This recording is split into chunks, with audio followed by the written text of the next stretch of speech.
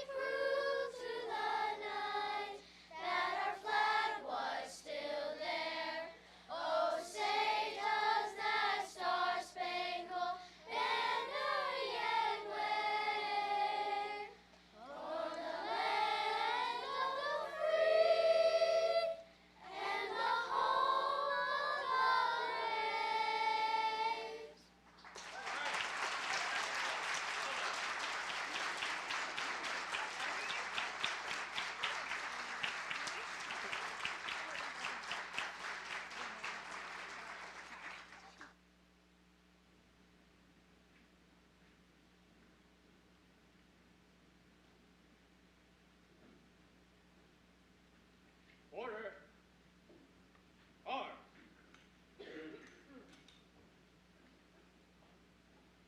Right. Face. Forward. Arch.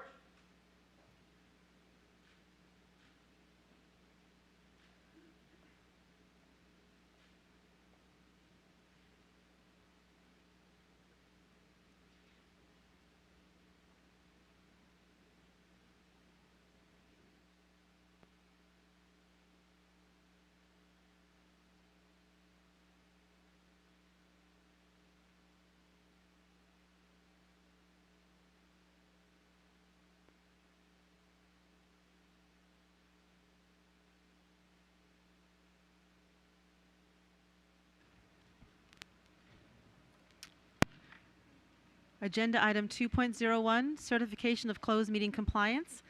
In order to comply with section 2.2-3712D of the Code of Virginia, it is necessary for the board to certify that since the Fairfax County School Board convened a closed meeting on November 14th, 2022, to the best of each member's knowledge, only public business matters lawfully exempted from open meeting requirements, and only such public business matters as were identified in the motion convening the closed meeting were heard, discussed, or considered by the board during the closed meeting. Do I have a motion? Moved by Ms. Cohen. Is there a second? Ms. Amesh? All those in favor? Ms. Keys-Gamarra, Ms. Marin, Ms. Omesh, Ms. Tolan, Ms. Corbett-Sanders, Ms. Derenak Kaufax, Ms. McLaughlin, Mr. Frisch, Ms. Cohen, and myself. That motion passes with Dr. Anderson and Ms. Pekarsky away from the table. Ms. Pekarsky has submitted a written request to virtually attend this evening's meeting due to a medical conflict. Dr. Anderson has submitted a written request to virtually attend this evening's meeting due to a personal conflict. All those in favor of approving these requests, please raise your hands. Ms. Cohen, Mr. Frisch, Ms. McLaughlin, Ms. Derenak Kaufax, Ms. Corbett-Sanders, Ms. Tolan, Ms. Omesh, Ms. Marin, Ms. Keys-Gamarra, and myself. That motion passes. Agenda item 2.03, announcements. Item 5.03, 2022 to 2027 local plan for the gifted has been moved from the consent agenda to action at the request of a board member. If you would like to review a copy of the agenda and any agenda item that is being discussed tonight, that information may be found at the back of the auditorium or on the website at fcps.edu/schoolboard/board docs. Tonight's meeting is being broadcast on Channel 99 and live streamed on the website at fcps.edu/TV/Channel 99. I call on Ms. Togby for an announcement. November is Family Engagement Month, and during this month, we have the opportunity to highlight and celebrate the important role of families in the education and well-being of their children. Almost 4 decades of research show when schools partner with families and actively seek their engagement, students are more likely to experience improved outcomes. Family engagement is shared responsibility between the school, families, and the community. So during this month, I encourage families, schools, and our community to reflect upon how to promote and strengthen family-school partnerships in Fairfax County Public School. These strong partnerships will aid in developing a generation of successful, productive, and conscientious citizens in our county. My hope is that together we will foster a love for learning together in partnerships with a focus of our students at the core. Thank you. Agenda item 2.04, Purple Star Schools recognition. I call on Ms. Corbett-Sanders for the recognition. Thank you, Madam Chair. Virginia is home to over 79,000 military-connected school-age students. All our Fairfax County public schools proudly welcome and support the over 14,000 military-connected youth and their families who are part of our school community. Tonight, we are honoring 40 of our schools who have been awarded the Purple Star designation for the first time or have renewed their Purple Star designation. At this time, I would like to recognize the Fort Belvoir Garrison Commander, Colonel Joseph Messina.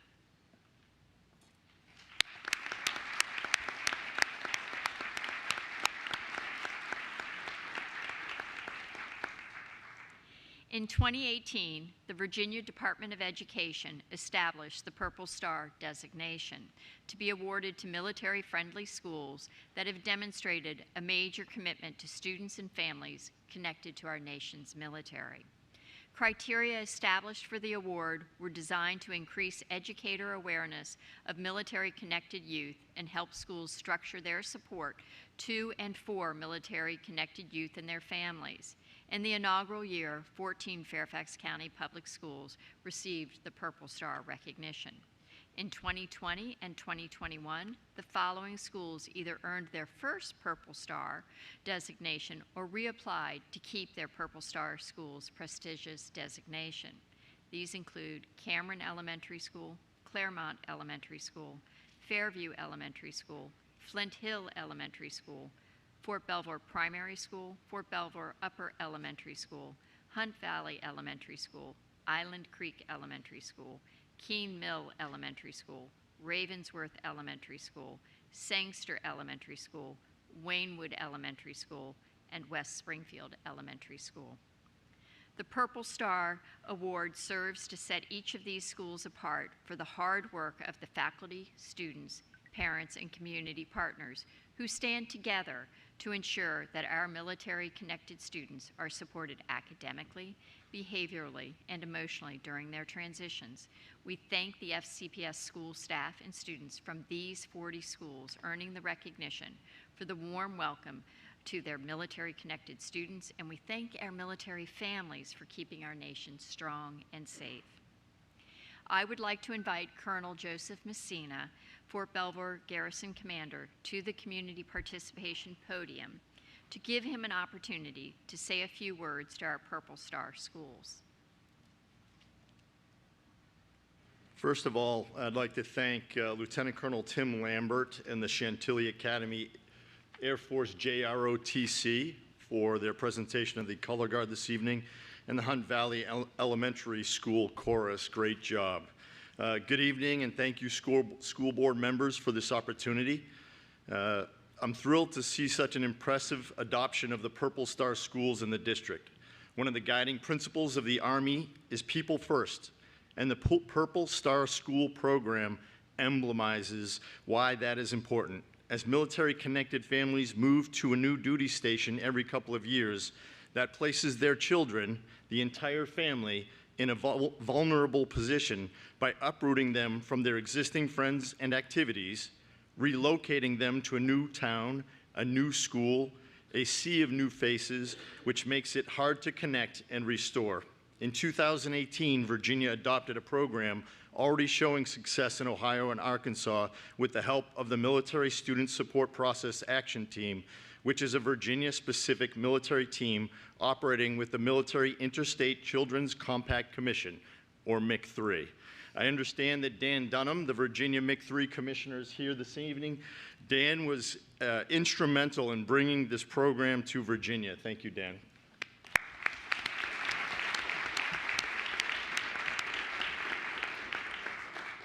This is where Purple Star Schools meshes with the Army's vision for people first. When a military-connected student arrives at a Virginia Purple Star school, they are immediately connected with the school's student ambassador program, whether it's Army youth sponsorship, Anchored for Life, or student to student.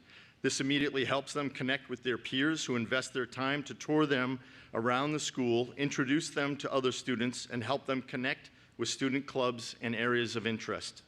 At each school being recognized tonight, it has its own ambassadors.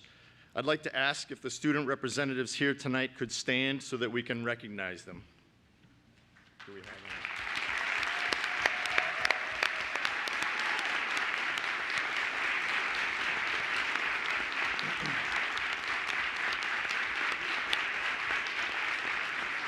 Thank you.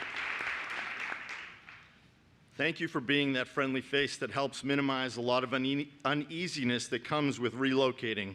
You're doing a greater service to your community than you know, and I apologize, it's unusual for me to have my back to half the audience, but I'm really talking to you students, so thank you. Much of this success was realized through the hard work and hours of planning by the Military Connected Youth Process Action Team, aligning efforts between the Garrison and the Fairfax County Public Schools. Thank you so much. Last year, Fairfax County Public Schools celebrated the participation of 11 schools, including Fort Belvoir Elementary School, the largest elementary school in the district. And I believe that I know that Margot and Jamie are here tonight, so thank you, ladies.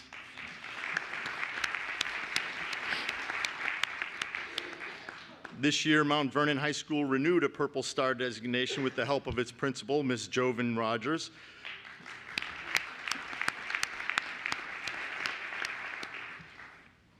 And Hayfield Secondary School, which is where my youngest son goes, is joining this important group, excuse me.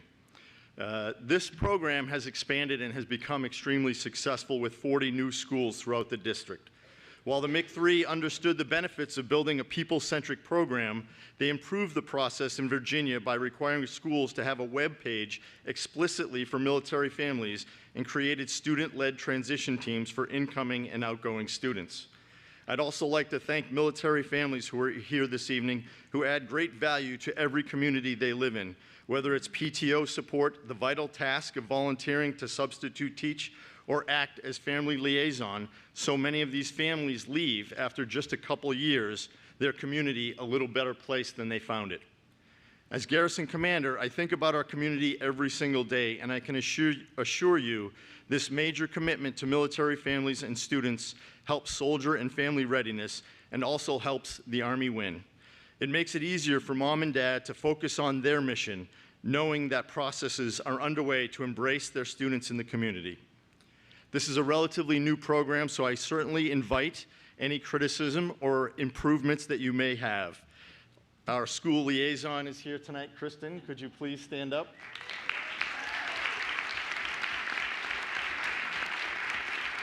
She just read my speech and didn't know that was coming. And I would like to finally just congratulate the Fairfax County Public Schools, the 40 new Purple Star schools, and the Army volunteers who make this happen every day. People first, Army strong. Thank you.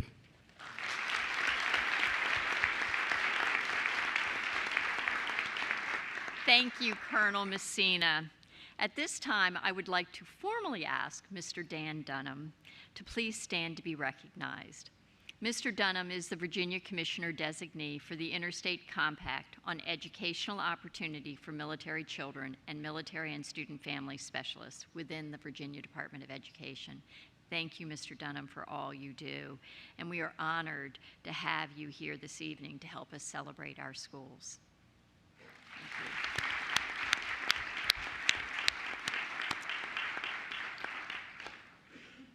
Before we take our photo, we would like to recognize members of the Fairfax County Public Schools Military Connected Youth Process Action Team. This team's charge is to identify unique academic, behavioral, and social-emotional needs of military-connected youth and their families, and ensure faculty and staff are informed and prepared to meet the identified needs, partnering with stakeholders as appropriate. If you all could please stand.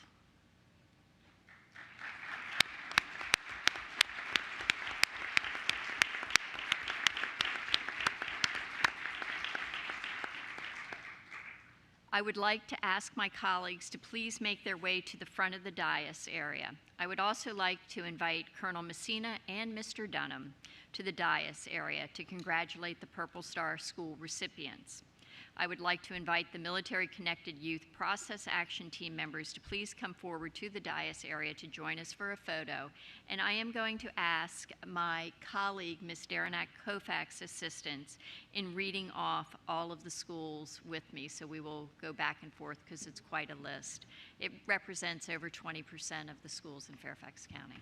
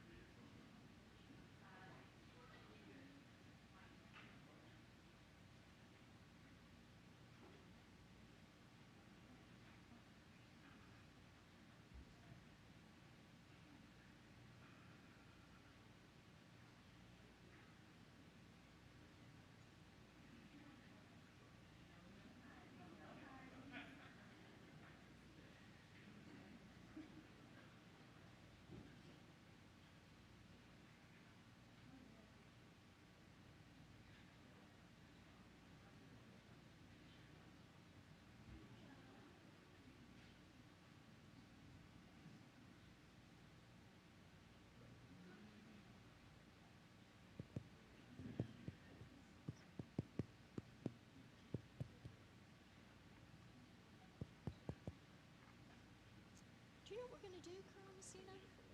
How we're going to do this? Can you hear me now? Absolutely. Okay. You sound like an old Verizon executive. All right, so we have 40 certificates. We're not going to read 40 certificates. I'm going to read one, and they basically all say the same thing or something similar to it. This is a certificate of appreciation. It's presented to all of these schools. The first school happens to be Cardinal Forest Elementary School for proven commitment to meet the needs of military-connected students and families as recognized by the Virginia Department of Education Purple Star School designation for the 2022-23 school year. This recognition demonstrates the commitment to a military-friendly culture that your school champions, ensuring the school has trained staff members as a primary point of contact, providing resources and programming on issues important to military families, and a willingness to liaise with the local military community is paramount in easing the transition of military students and families to school. The dedication and commitment of Cardinal Forest's staff to the success of all children is key to the soldier and family readiness and reflects great credit upon the school and county leadership. Signed, me, Colonel, U.S. Army, Garrison Commander. Thank you, Colonel Messina. I'm now going to hand the mic over to my colleague, Ms. Derenak-Kofax. Thank you. And on behalf of the board, we would like to recognize the 16 newly awarded FCPS Virginia Purple Star schools. We would like to invite the principal and military point of contact from each school to come forward and remain at the dais area for a group photo. Families, students, and community members in the audience are invited to stand in the support of their school as their school is announced. Now, we will be taking a group photo, so all of you with your principal and military point of contact will come up and you will join us. We're going to be one big group here. So the following schools, please come up. Cardinal Forest Elementary School.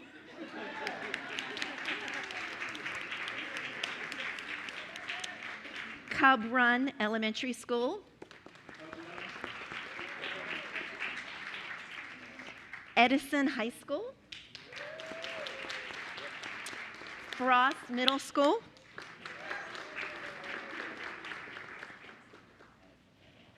Edison's coming. Irving Middle School. Yes. Right.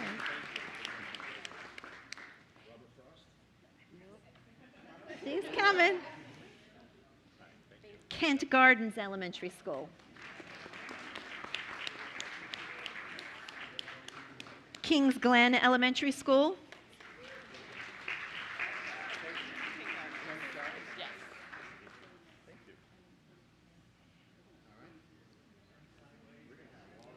Lots of people. This is wonderful. Robinson Secondary School is next.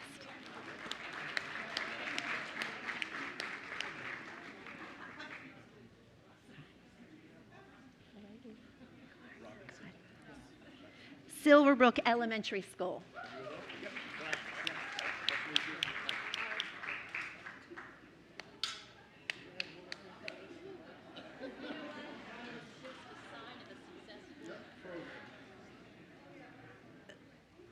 Silverbrook is coming. This is Silverbrook.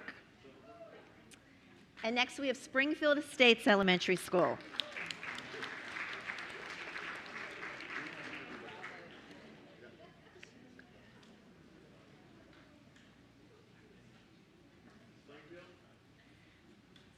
Next we have Stenwood Elementary School.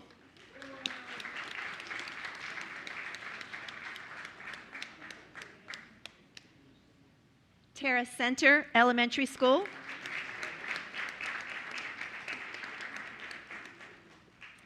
Twain Middle School.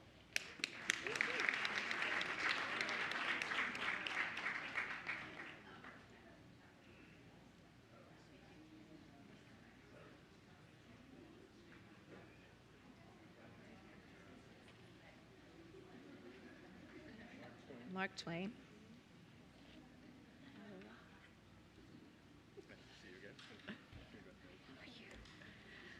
West Potomac High School.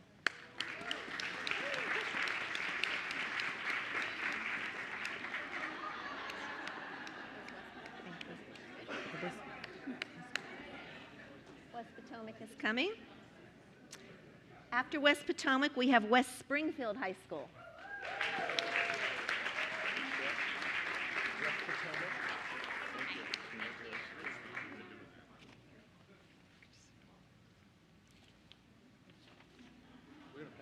And finally, in this group, we have Woodlawn Elementary School.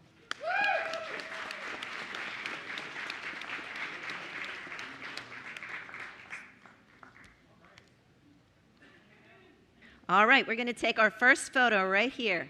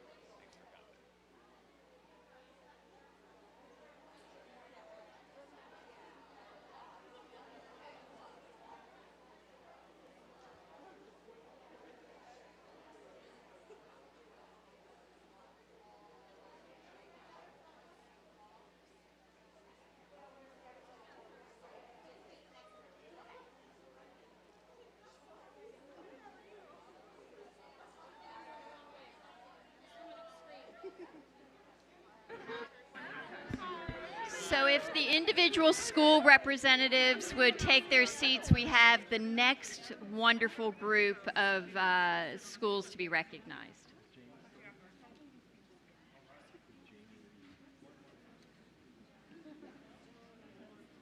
I would like to ask my colleagues in the Military Connected Youth Process Action Team to please remain at the dais area for the next photo. The board would like to recognize 24 schools who have the unique distinction of being honored for a second time in recognition of their ongoing commitment to welcoming military students and families. We would like to invite the principal and the military point of contact from each school to come forward and remain at the dais area for a group photo with the 24 schools. Families and students and community members in the audience are invited to stand in support of their school as their school is announced. Fairhill Elementary.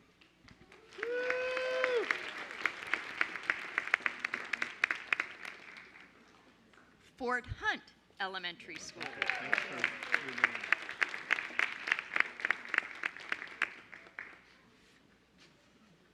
Franconia Elementary School.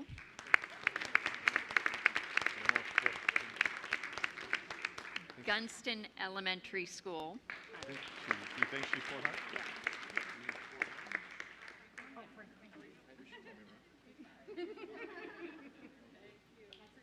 This is Fort Hunt here, sir. Gunston. I didn't see Gunston. I don't see Gunston. Hayfield Elementary School.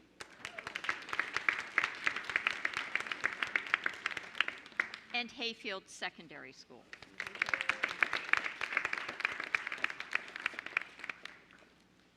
The Key Center School.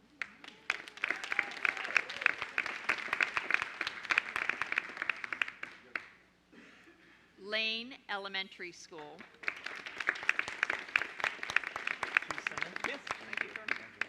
Laurel Ridge Elementary School.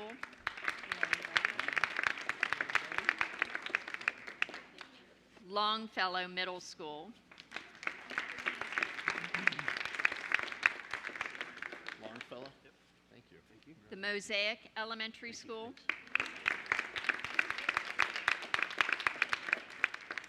Mount Vernon High School.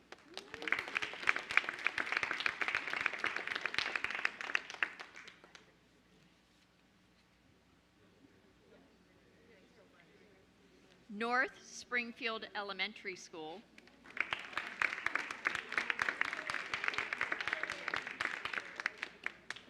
Orange Hunt Elementary School, Powell Elementary School, Rocky Run Middle School,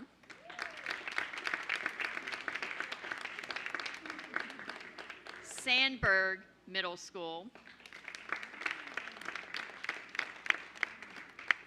Saratoga Elementary School, Stratford Landing Elementary School,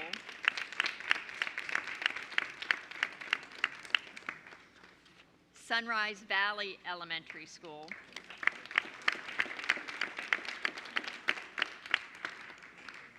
Washington Mill Elementary School, Whitman Middle School,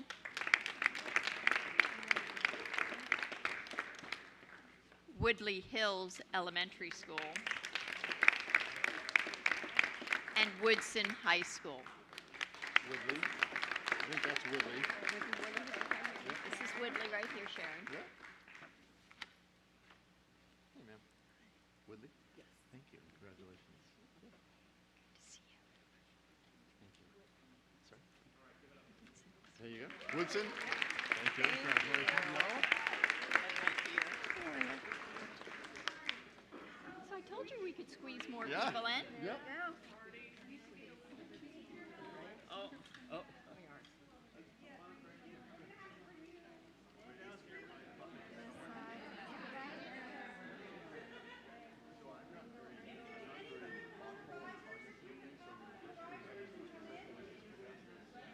Because there's a lot of purple on there. More shades of purple.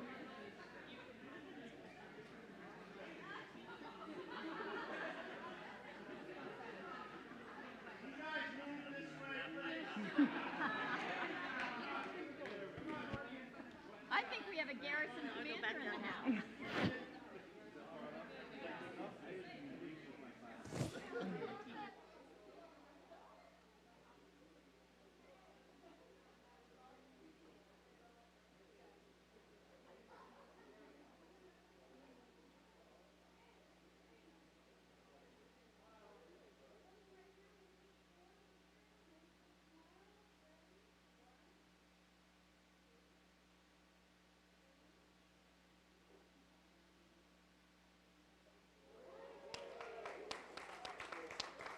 Well, Karen, if you can, we're going to have one last impromptu picture. If everybody who is part of the action team and the school board could stay up here, I'm going to ask our student ambassadors to come forward because we didn't have them listed. I think school board members? Yeah. We're dismissed, right? Thank you.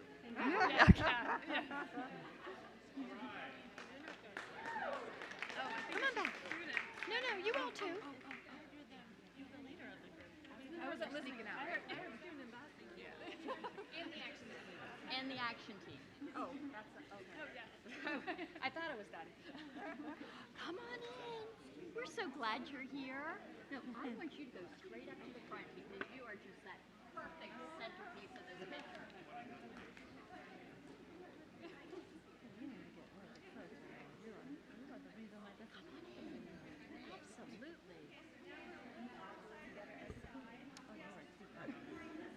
Absolutely. You need me to come on that side?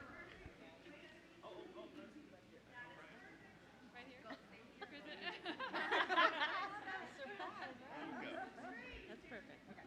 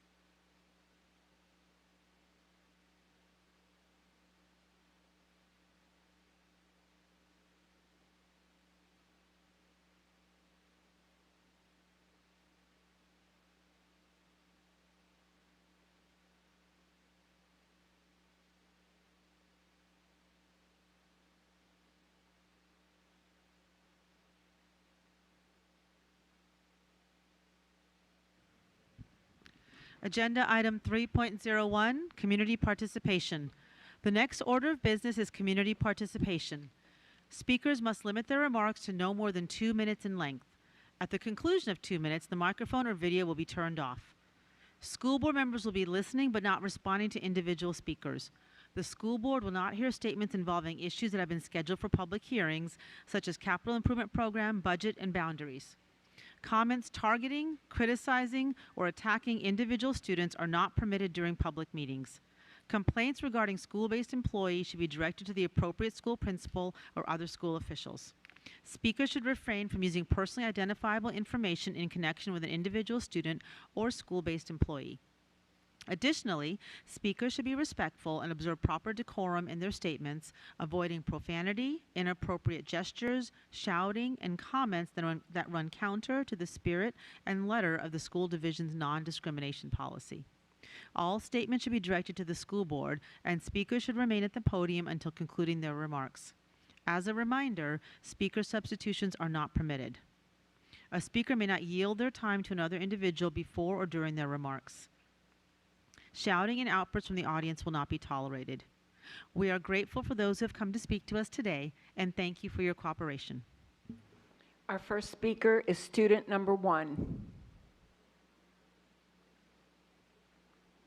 Our next speaker is Aaron Kors.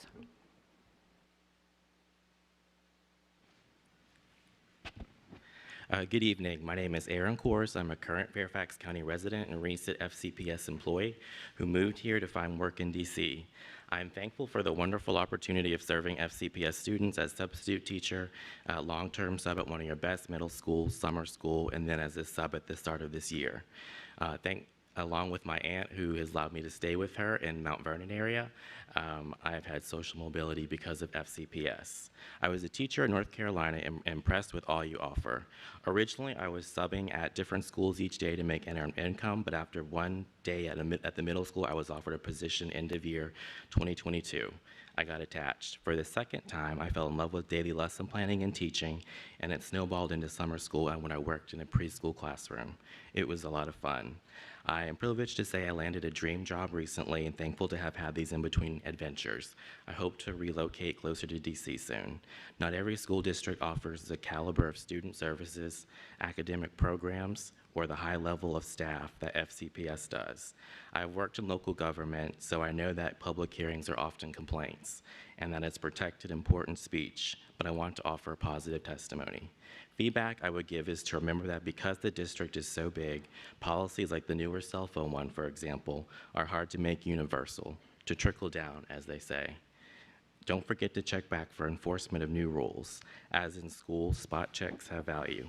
I appreciate the new leadership's personal touch and the upcoming substitute bonus. Again, thank you for making me feel like family FCPS. Thank you for making me feel like more than just a sub. And I actually think I'm still on the substitute call list, so I think they might be calling me now, so I should probably pick up. So thank you. Thank you. Our next speaker is Gary Korolev. Our next speaker is Jeanette Corselius.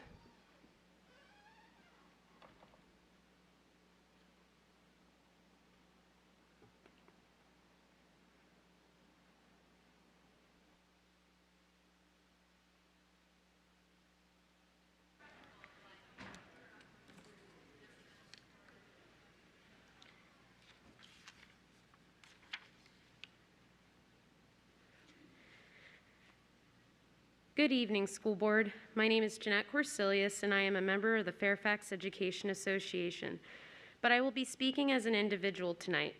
I have 5 issues I want to cover that were brought to my attention from members: indoor air quality, FLE, salary increases, proposed calendar, and collective bargaining resolution. With the flu, COVID, RSV, and other diseases spreading around, the county must commit to providing true HEPA air filters, air purifiers, and CO2 monitors in all learning spaces. It is imperative that we improve indoor air quality in our schools for the safety of our students and staff. As for FLE, school districts with more comprehensive sex ed, including gender combined and grades 4 through 6, have much lower STI rates, teen pregnancy, dating, and domestic violence and drug abuse rates. Regarding the proposed salary increase, in order to keep up with the rest of the country, Virginia educators must get a salary increase of 10.32% for the next school year. Our COLA, MSA, MRA, and STEP increase from last year did not keep up with inflation, and neither will next year's proposed percentage and STEP increase. While we will be receiving a bonus next paycheck, it is heavily taxed and does not go towards our retirement. We deserve more than breadcrumb incentives. Speaking of next school year, ensure that there is staff input for the 2023-2024 proposed calendar through a survey, committee, and open hearing. Our Muslim, Jewish, Hindu, and Sikh staff and students are thankful for the holidays. And I leave you with the charge for collective bargaining. I'm urging both the superintendent and the school board start the public process for collective bargaining by signing off on the proposed draft. Make a commitment by scheduling the draft at the next school board meeting. Staff are trying to find a reason to be grateful with Thanksgiving coming up. Staff would be thankful if we could pass a permissive collective bargaining resolution before the new year. Thank you. Thank you. Our next speaker is Christina Urich. Our next speaker is Sandra Davis.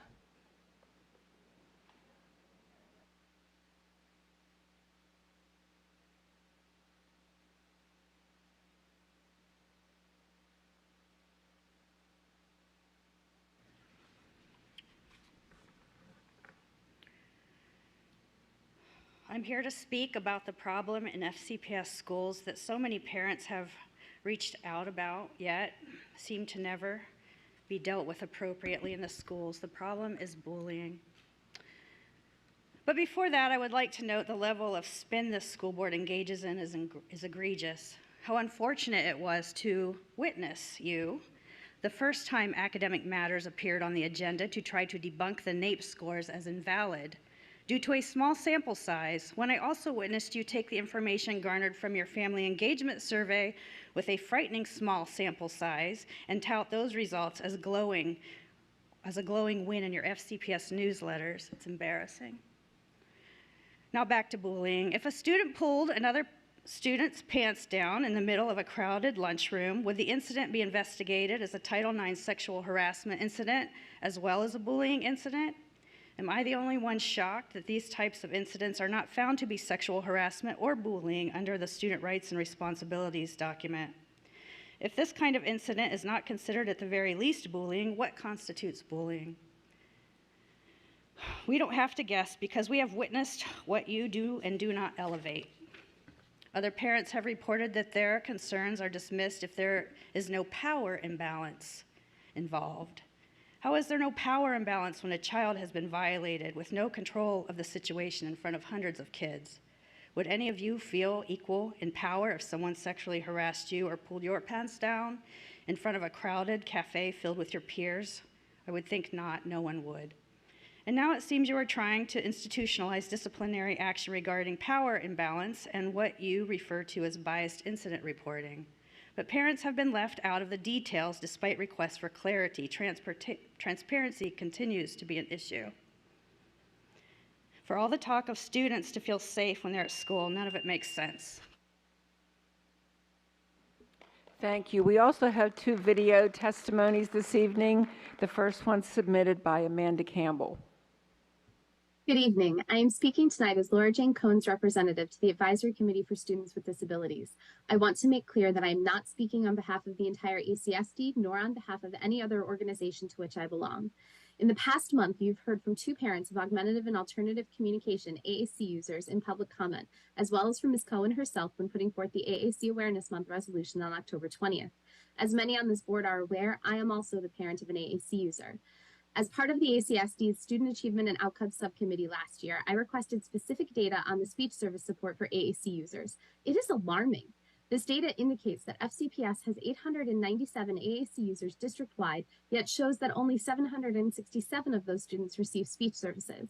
That's 130 students who've been identified to need AAC to communicate, but who receive no targeted services to support learning this new method of communication.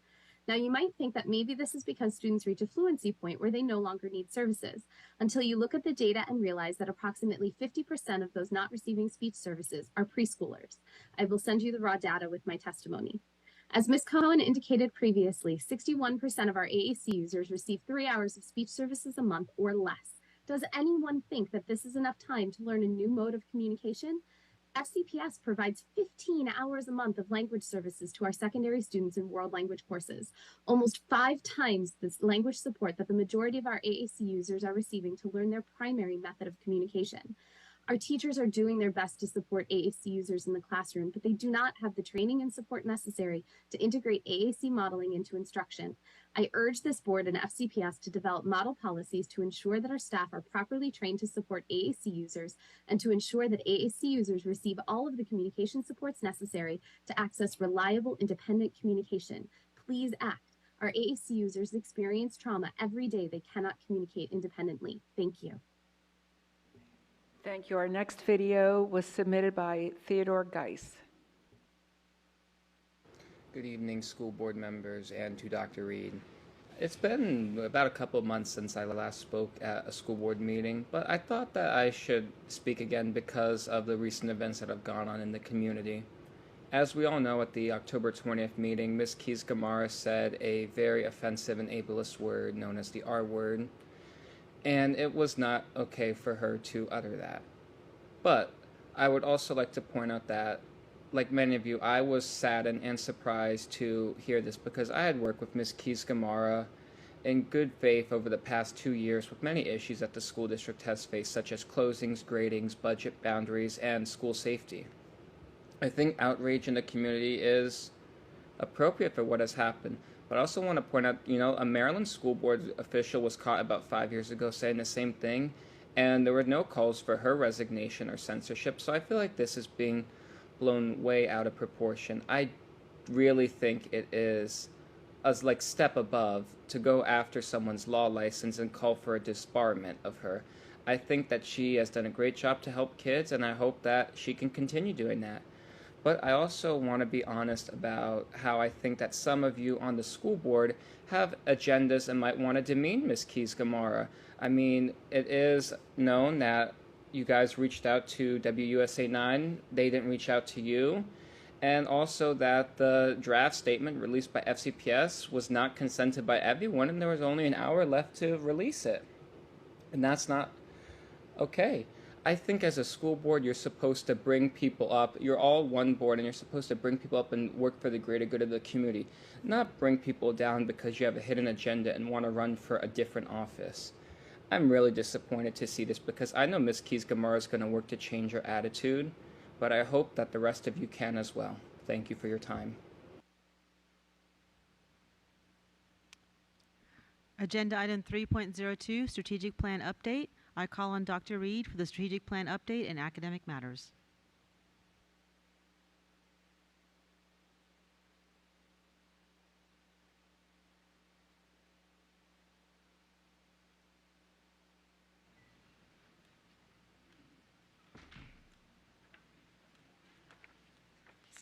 Good evening, and it's my pleasure to provide the strategic planning update this evening.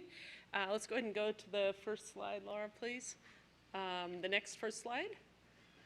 There we go. So just want to remind the board that our student survey is currently active. It opened November 2nd and is scheduled to close on Friday, November 18th.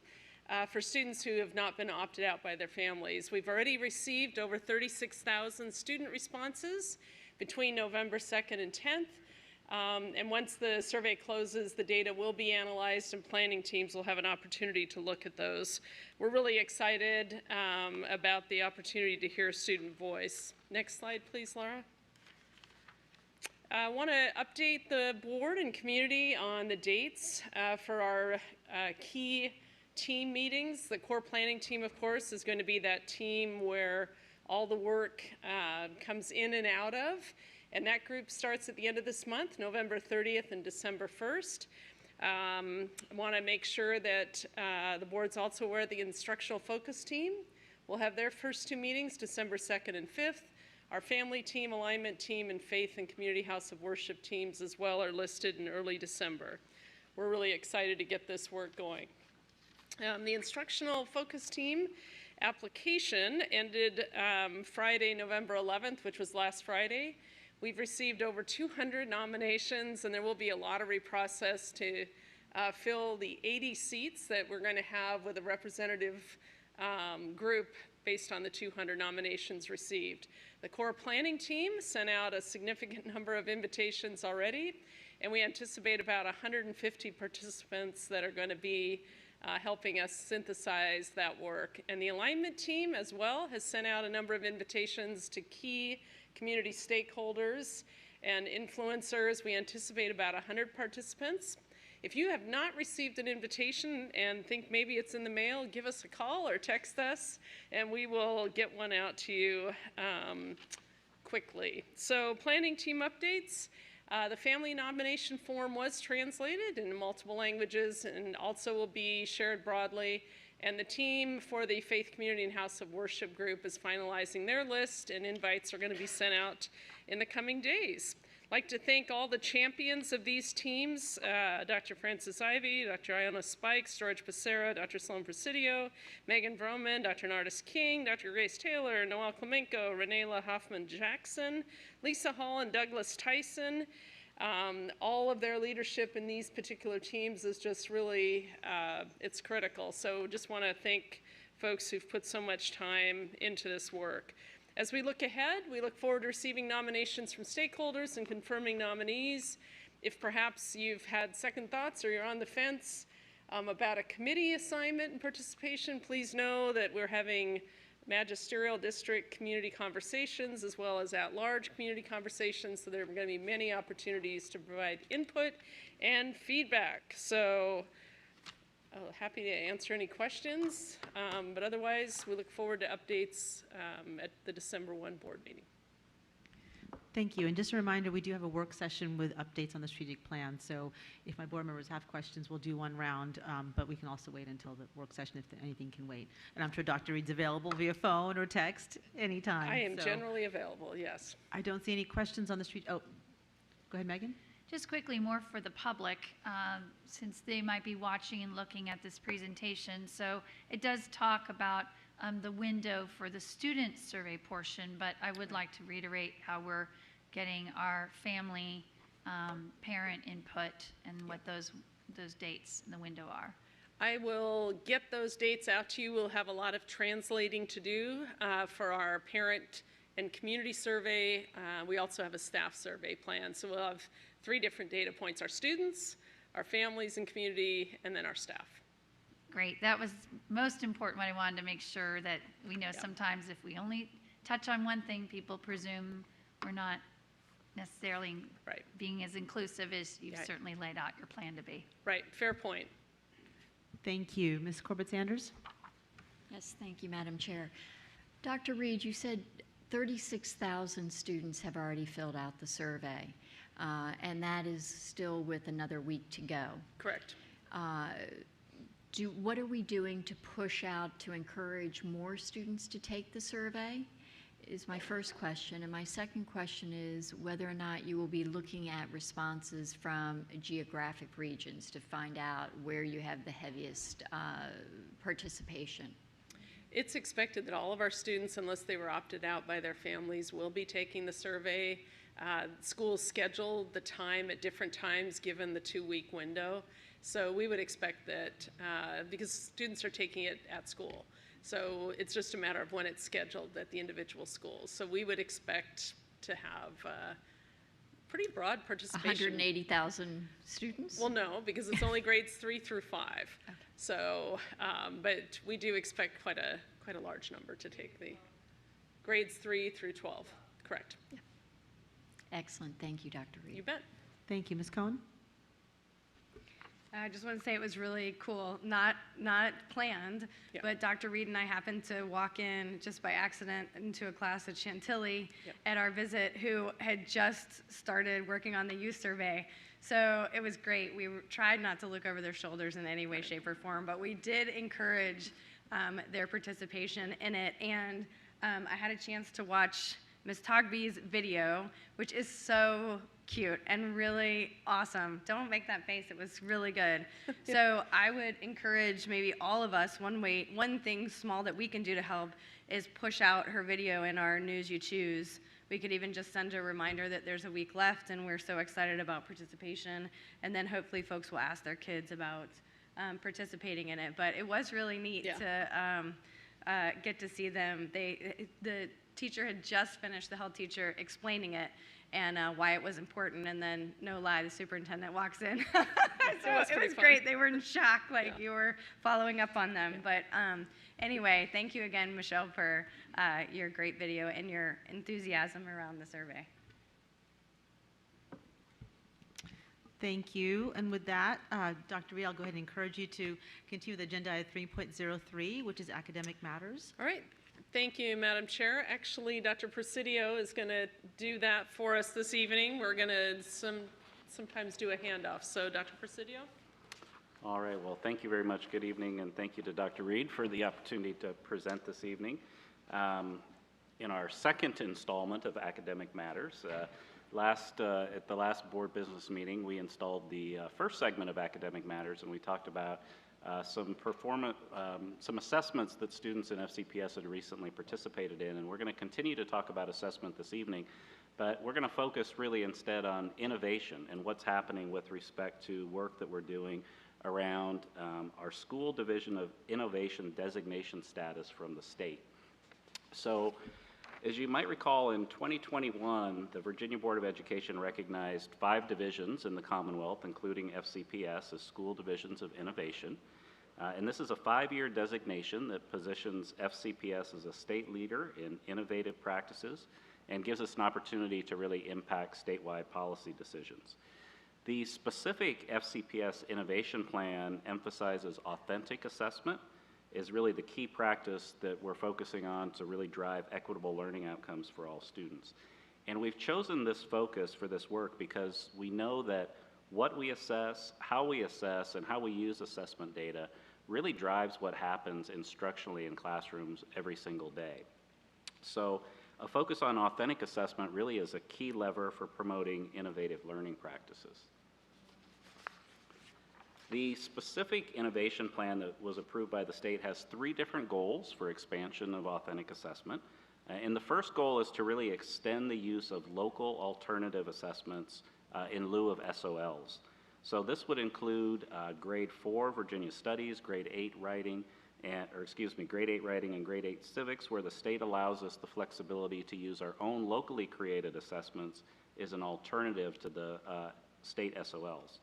The second goal in our plan is to extend the use of performance assessments in high school social studies and give students an additional opportunity to access verified credits that they need towards graduation.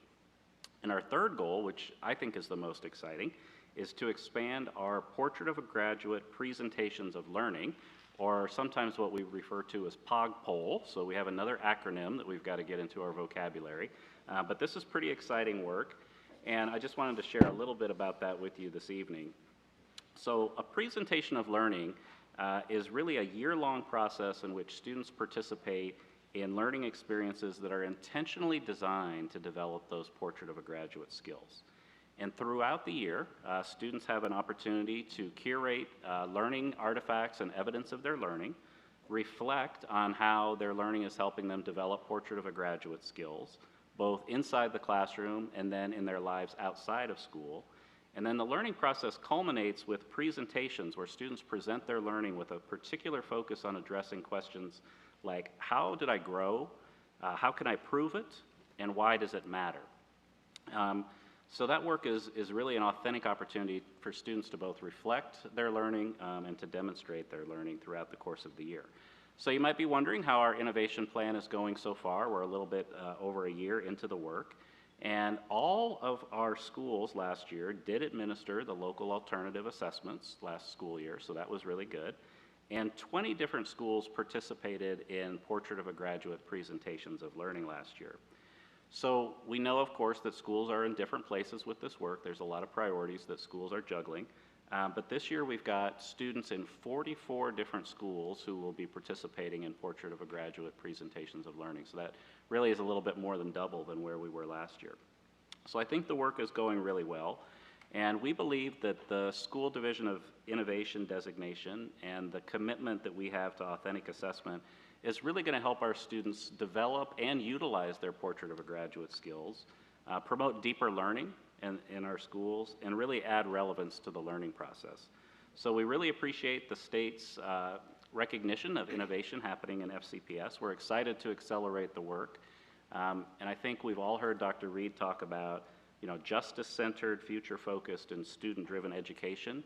And I think the work that we're doing here around Portrait of a Graduate, presentations of learning, and the other authentic assessment work really exemplifies what that looks like in action. So thank you for the opportunity to share tonight.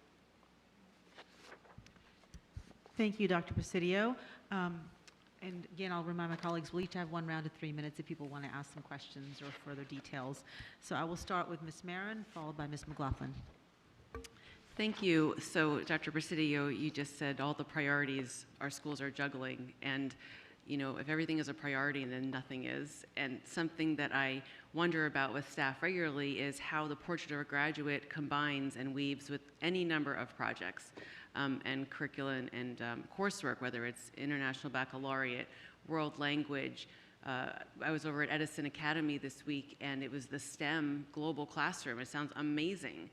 But even I am trying to figure out, well, how do you navigate that, as a parent, trying to figure out if their student wants this. As a student, I asked the student, well, how do you kind of see all this fitting in? And as a teacher who's got to do the training and the planning.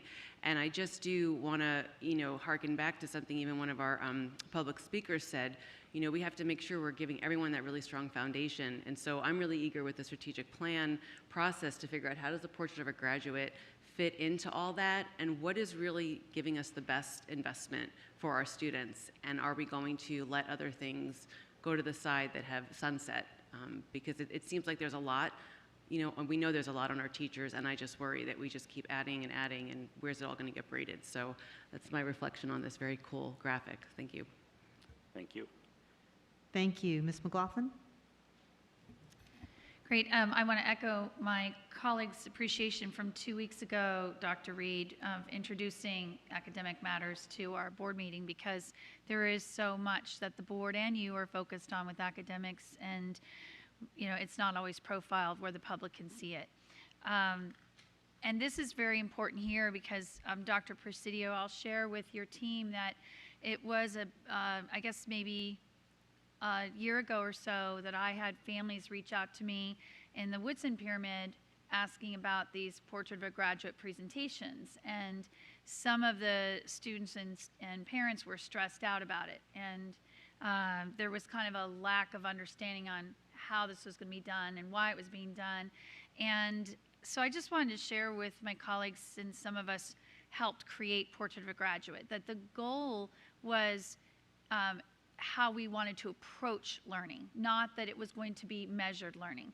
And so I was hoping, Dr. Presidio, you could maybe talk about the fact that, as you noted, it is still sort of rolling it out and getting our schools to understand what it is. But I worried when I heard about it that we don't want to take away from the beauty of what Portrait of a Graduate is, which is the overall mission and vision of what we want for our graduates, but that it's not everything is about how do you quantify it into a test. Mm-hmm. So if you could maybe describe just a little bit more for the board and the public what these presentations look like and how that helps us with our innovation.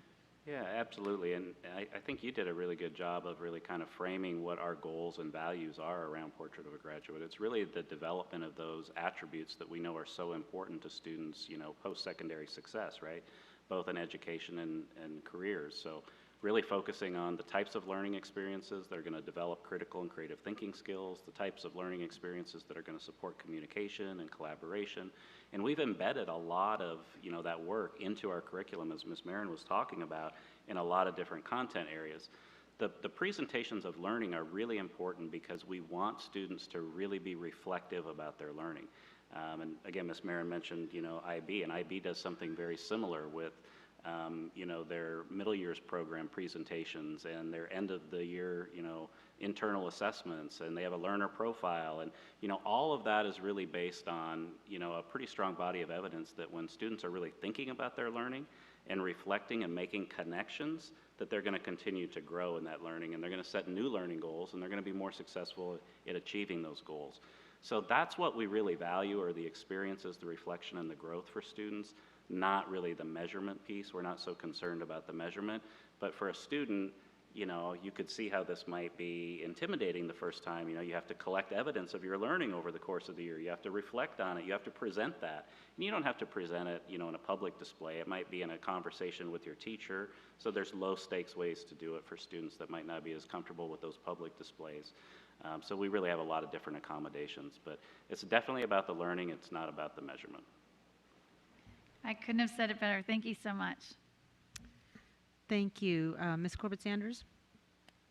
Yes, thank you, and I'm glad to follow my colleague because the questions I have are really about how do we better communicate what these capstone projects are all about and how they are being done at each of our schools. There are 44 schools that are having these capstone projects. It would be very helpful for the board to have a list of where those schools are. And also, how do we communicate with parents about the essential life skills that are being developed through these capstone projects, which are not only how to defend a hypothesis, but it's also collaboration, how to work together, how to use primary sources to develop a presentation, and how those skills actually contribute to the success of our students, not only in the classroom, but also in our communities. And so I'd like to better understand what we're doing to get that message out and how we assess those individual capstone projects to ensure that they're being measured in the right areas, in the right way. Well, I think, you know, a couple things that we try to do to make sure that teachers are positioned well and students are positioned well to be able to do this work is, you know, we really do provide a lot of examples of what this work looks like. We provide communication, you know, templates that schools can use to communicate with parents, but you know, the more we can actually get parents to see what the work looks like when they see these exhibitions and understand it, that works a lot better. So we've done, you know, things like where we videotape so that, you know, parents can get a sense of what this looks like, students can get a sense of what it looks like. We've done share fairs for teachers to share their learning with other teachers. We just had one a couple weeks ago that was really successful. So those types of opportunities to really see and understand the work, not just read about it or hear about it, I think are really probably the most powerful. Yeah. Thank you. Mr. Frisch? Thank you. I also appreciate this portion of the meeting. For all the people at home who don't have the time to check out our 5 and 6 hour work sessions during the month where we focus primarily on academic matters, I think this is a good opportunity to elevate some of the issues that we work on. One of the highlights for me last year was participating in one of the presentations of learning with Miss Marin at Madison High School. We went into the cafeteria with a bunch of seniors who had participated in internships, and then they created presentations not only to inform folks walking around and hearing from them and their classmates about their internships and what they learned, but also how that impacted their portrait of graduate skills. And then they answered questions, which is also part of the portrait of graduate skill set that we're trying to impart in our students. And so if you've not had an opportunity to take part in these events, they're going to be a little different from school to school, but it was amazing. And the only downside is that I only had an hour to devote to it. I would have loved to have spent 2 hours going from table to table, but I could only talk to, I think, 5 or 6 students.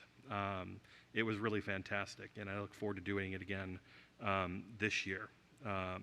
So I'm grateful for the time that we're spending on these issues in our regular business meetings, but would encourage people to subscribe to our YouTube channel, where they can watch 5 and 6 and 7 hour YouTube videos of the work we do in our work sessions, in addition to these meetings. And of course, our committee meetings are also open to the public if you'd like to attend. So very much appreciate this presentation.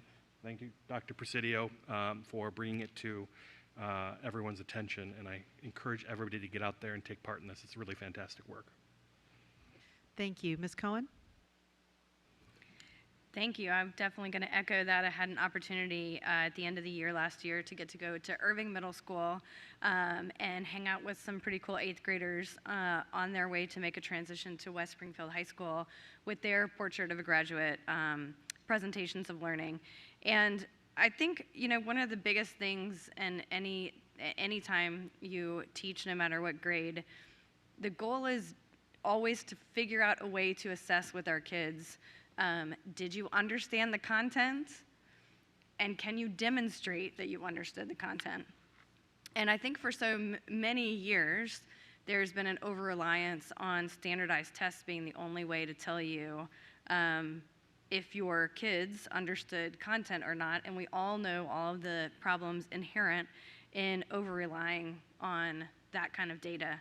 And so I think that the thing that's the coolest to me is that not only do you have an opportunity to see that kids understood the content, but also that they're able to put it back into the world and educate some of us on maybe some things we didn't know about before. But I think the key and the reason that I felt like the students bought in at Irving was the age-old question of why does it matter to me? You know, like we throw a lot of things at people and you wonder, like, will I ever use fractions again? I'm sorry, kids, you will. But why does it matter? And I think that's our responsibility back. And I kind of feel like the POG poll is a little bit of a collaboration of here's what we expect you to know, but our obligation is to explain to you why we're taking all of the time to teach it to you. And this is why it's important to know. So it was really cool to get to be a part of that. They had a ton of parent volunteer opportunities to come sign up and participate in being a judge on the POG poll, so that you were given a little training session of what things you were supposed to look for and the rubric and how you graded. And so we had a lot of parents, we had a lot of teachers, we had central office folks who volunteered to spend a couple of days in a row, you know, helping to grade. And if you didn't have those days to commit, you could just drop in and see how things were going. So again, I would encourage parents to pay attention if you get an email about POG polls and you don't have any idea what that is and you're afraid it might be a visit to a local pond. It isn't. And so come hang out and you'll be blown away by how much your kids have learned. Great. Thank you. Ms. Keys-Gamarra? Yes, thank you. I really appreciate this. I actually had not heard of this program, although I knew we did these types of presentations. And as I look at this, I'm trying to look at it, you know, the way I would as I was advocating for my kids. And I think I'm wondering if we can look at this try to achieve a greater level of communication, so that parents understand what we're actually doing. Like when I look at this, for example, I'm wondering, how are we stating clearly what students are learning, right? What parents would focus on. And maybe that's something we can pick up from our surveys, because I think we have what I call education speak, right? And there may not be a great connection to parents, and then I think, as Ms. Marin expressed, we wonder if it's, oh, we're just putting another program on our kids, when in actuality, I think we're teaching critical thinking, we're analyzing, we're making sure we can communicate what we learned, we're focusing on career and technical education and reaching out into our communities. And I wonder if we can do a better job of communicating that to our parents in everyday language, so they can really go, oh, well, that makes sense. So I know that this is valuable, but I don't know how well we've communicated it. So that's my comment. Thank you. Thank you. Ms. Tolan? Yes, thank you. Thanks for the presentation. Um, of course, I've done some of this work myself over the years, and so support it fully. And so I want to take maybe a little bit of a different perspective and assure people that the work that is going on, it's been going on for several years, and we're working really, really hard to intertwine the Portrait of a Graduate and the presentations of learning with content instruction. So it's not something that's separate. It's another tool for teachers to use in the classroom to engage students in academic content. And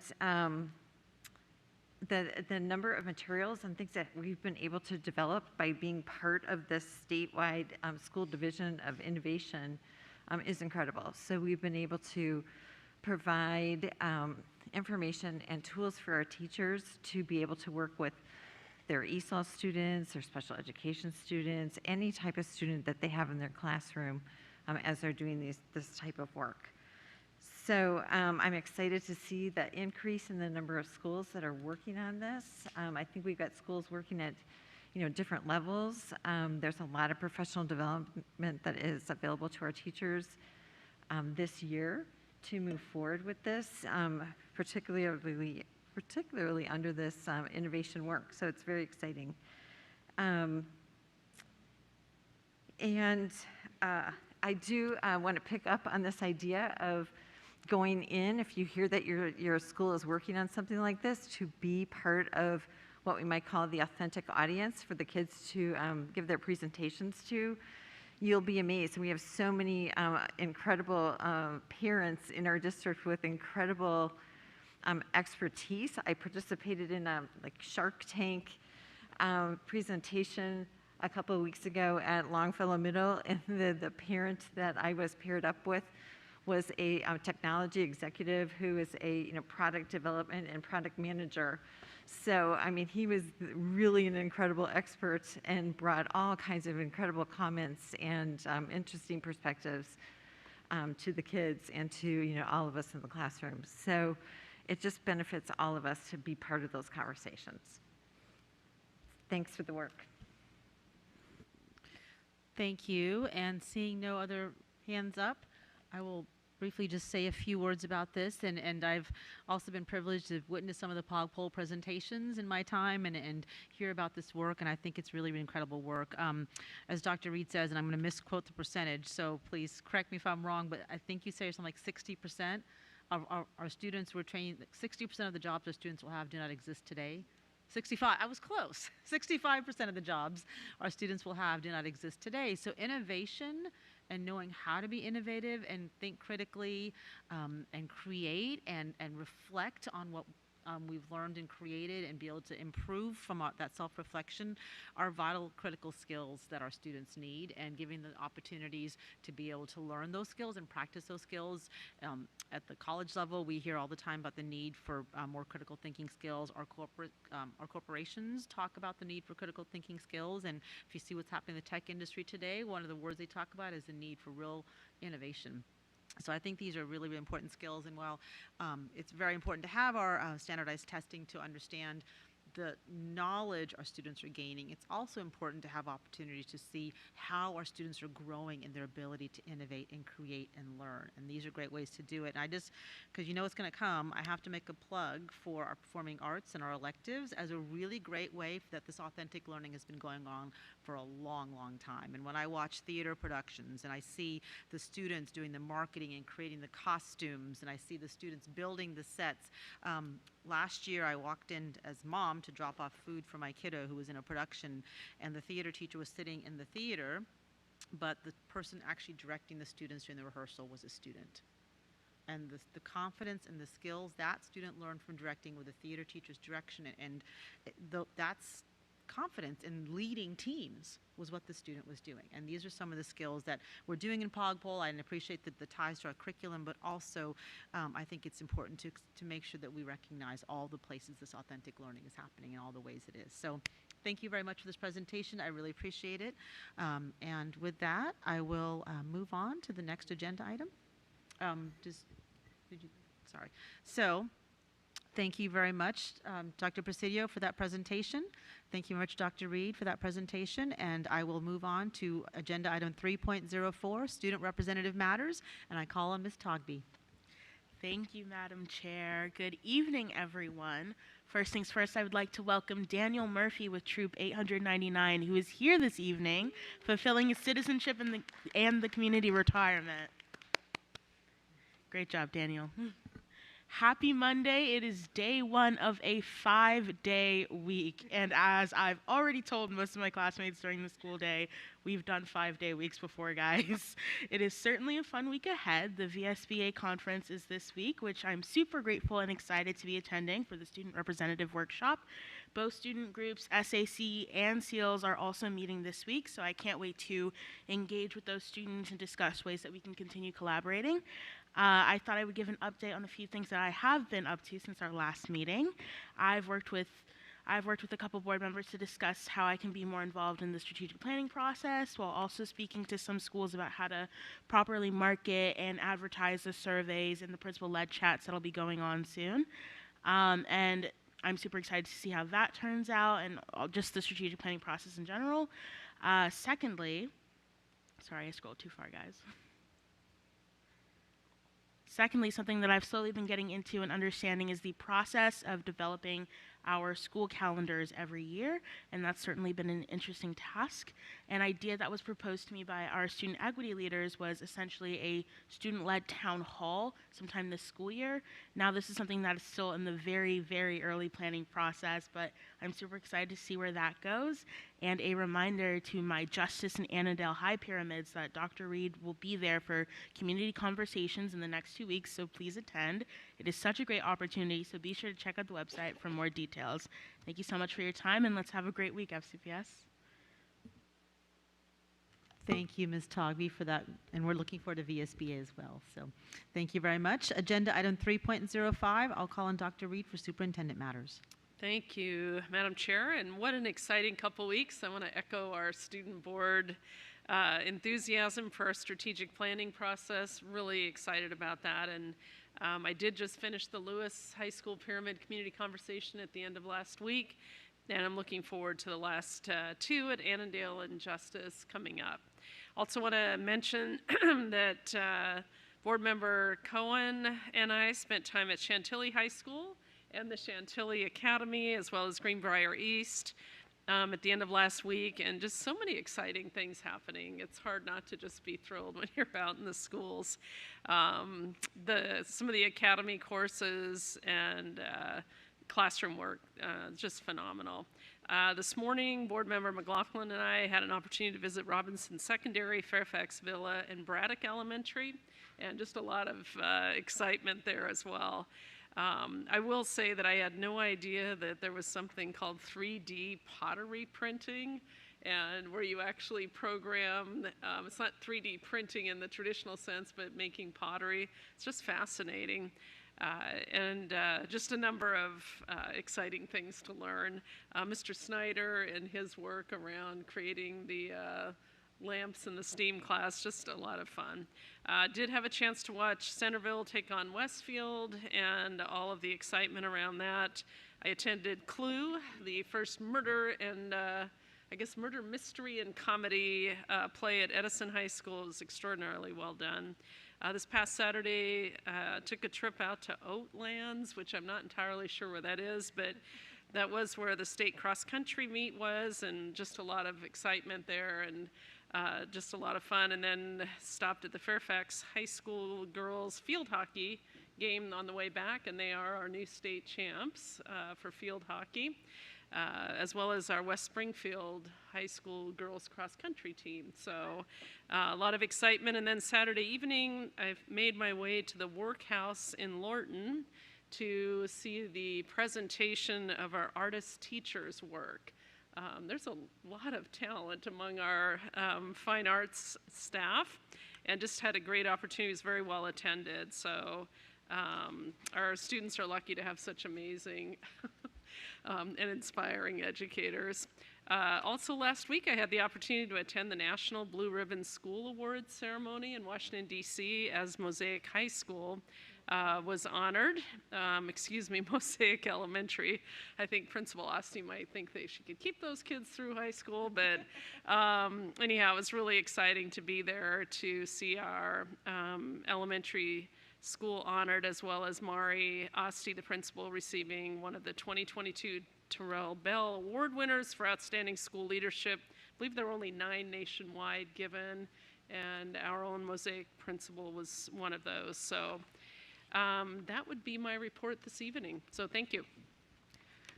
Thank you, Dr. Reed. Agenda item 3.06, we'll hear the Goal 1 report. I'll just remind my colleagues that we do have a work session on both the Goal 1 and Goal 2 report scheduled for December 6th. This is just a presentation as a little preview and as well for our public to see our Goal 1 and Goal 2 report. So with that, I will turn it over to Dr. Reed for the introduction. Thank you, Madam Chair, and I will turn it over to Chief Operating Officer Marty Smith, who will introduce the team presenting Goal 1 this evening. Okay, good evening, everyone. We welcome you to listen to our Goal 1 and 2 reports this evening. We're bringing you the final reports in our reporting cycle for the current strategic plan. We're beginning with Goals 1 and Goals 2, and we'll be bringing Goals 3 and Goals 4 next month. And as we come to the end of this particular cycle, I do want to take this opportunity to thank all of my colleagues who have provided so much good input to our reporting processes over the years, and certainly want to thank Ms. Lydia Haruda and her team in the Office of Research and Strategic Improvement for their efforts over the years in helping develop the reporting process. And then for these last 3 years, reporting actually to the board. We'll remember that during the pandemic, the Office of Research and Strategic Improvement took on the responsibility of developing the reports, and then our departments provide staff response. And so this evening you're going to hear Ms. Haruda go through our Goals 1 and 2 reports with our staff response from the Instructional Services Department and the Department of Special Services. And so with that, I turn our evening over to Ms. Haruda. So thank you, Mr. Smith. This report is a look back at last year, so school year 2021-22, and we'll be going through highlights. There is a full narrative report as well that's been posted to board docs that provides a lot more details. So the request of the school board is, as we always ask, that you approve the strategic plan Goal 1 student success report. And as Mr. Smith mentioned, this is our final report for this reporting cycle of the 2018-20 strategic plan focus. The agenda for today will be giving you some background, as I'm doing now, and then we'll move on to providing some linkages to decisions and efforts of the school board to support the student success goal. We'll go through an overview of our metric performance, then a summary of our progress since baseline. Baseline was back 5 years ago, and so we're looking to see how much progress FCPS made over the last 5 years.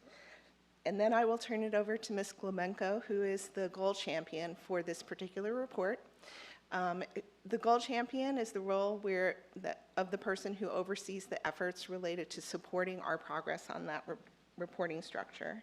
And then we'll end with some future considerations as we look back on our progress over the last 5 years. Just as a reminder, we have 3 different desired outcomes for student success: our elimination of gaps outcome, our early education outcome, and our portrait of a graduate attributes outcome. So here are some of the linkages to school board decisions. These are just some highlights of things that the school board has done that support our student success goal. For example, our first bullet around allocating ESSER III funds to serve and support our English learners, and our third bullet about the commitment to the equitable access to literacy framework.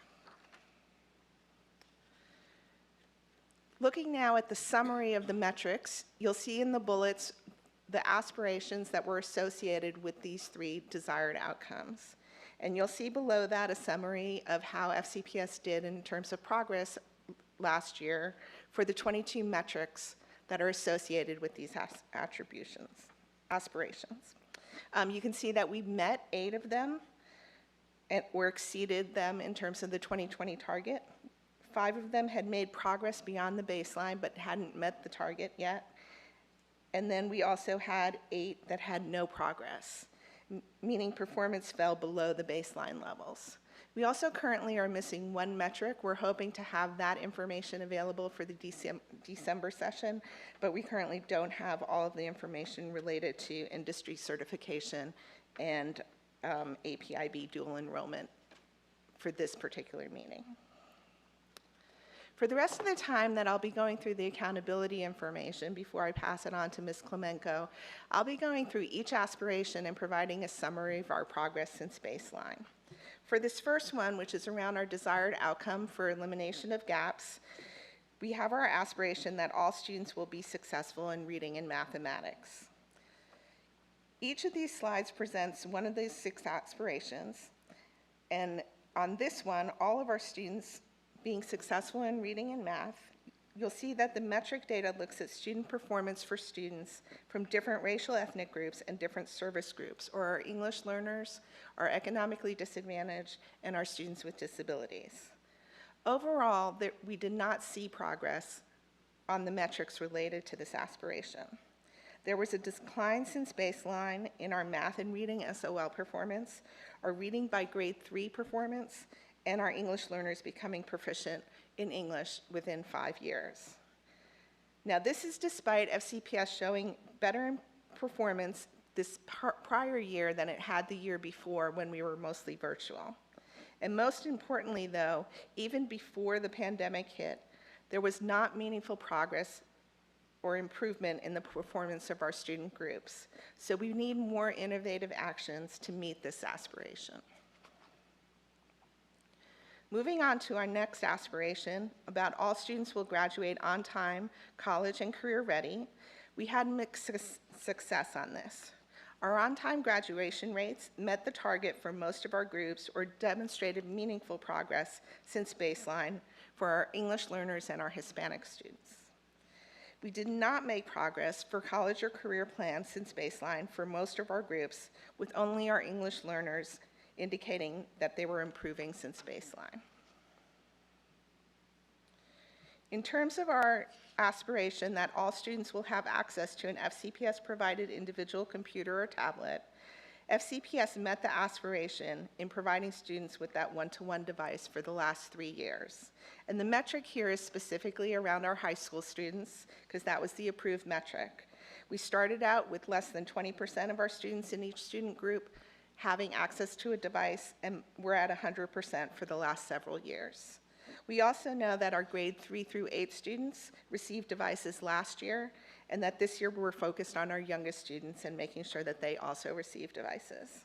So FCPS is well positioned to shift from a strategic focus on equitable device provision to enhancing instructional use of the devices across all grade levels.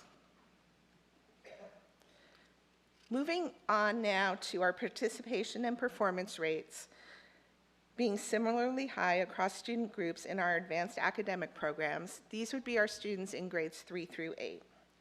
You can see that we increased equity and access over the last several years, offering young scholars and local level 4 in more schools.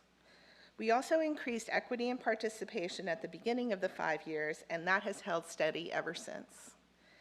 In terms of performance, however, we did not make progress, and the performance metric here is based on SOL assessments, and so we have not made progress on that.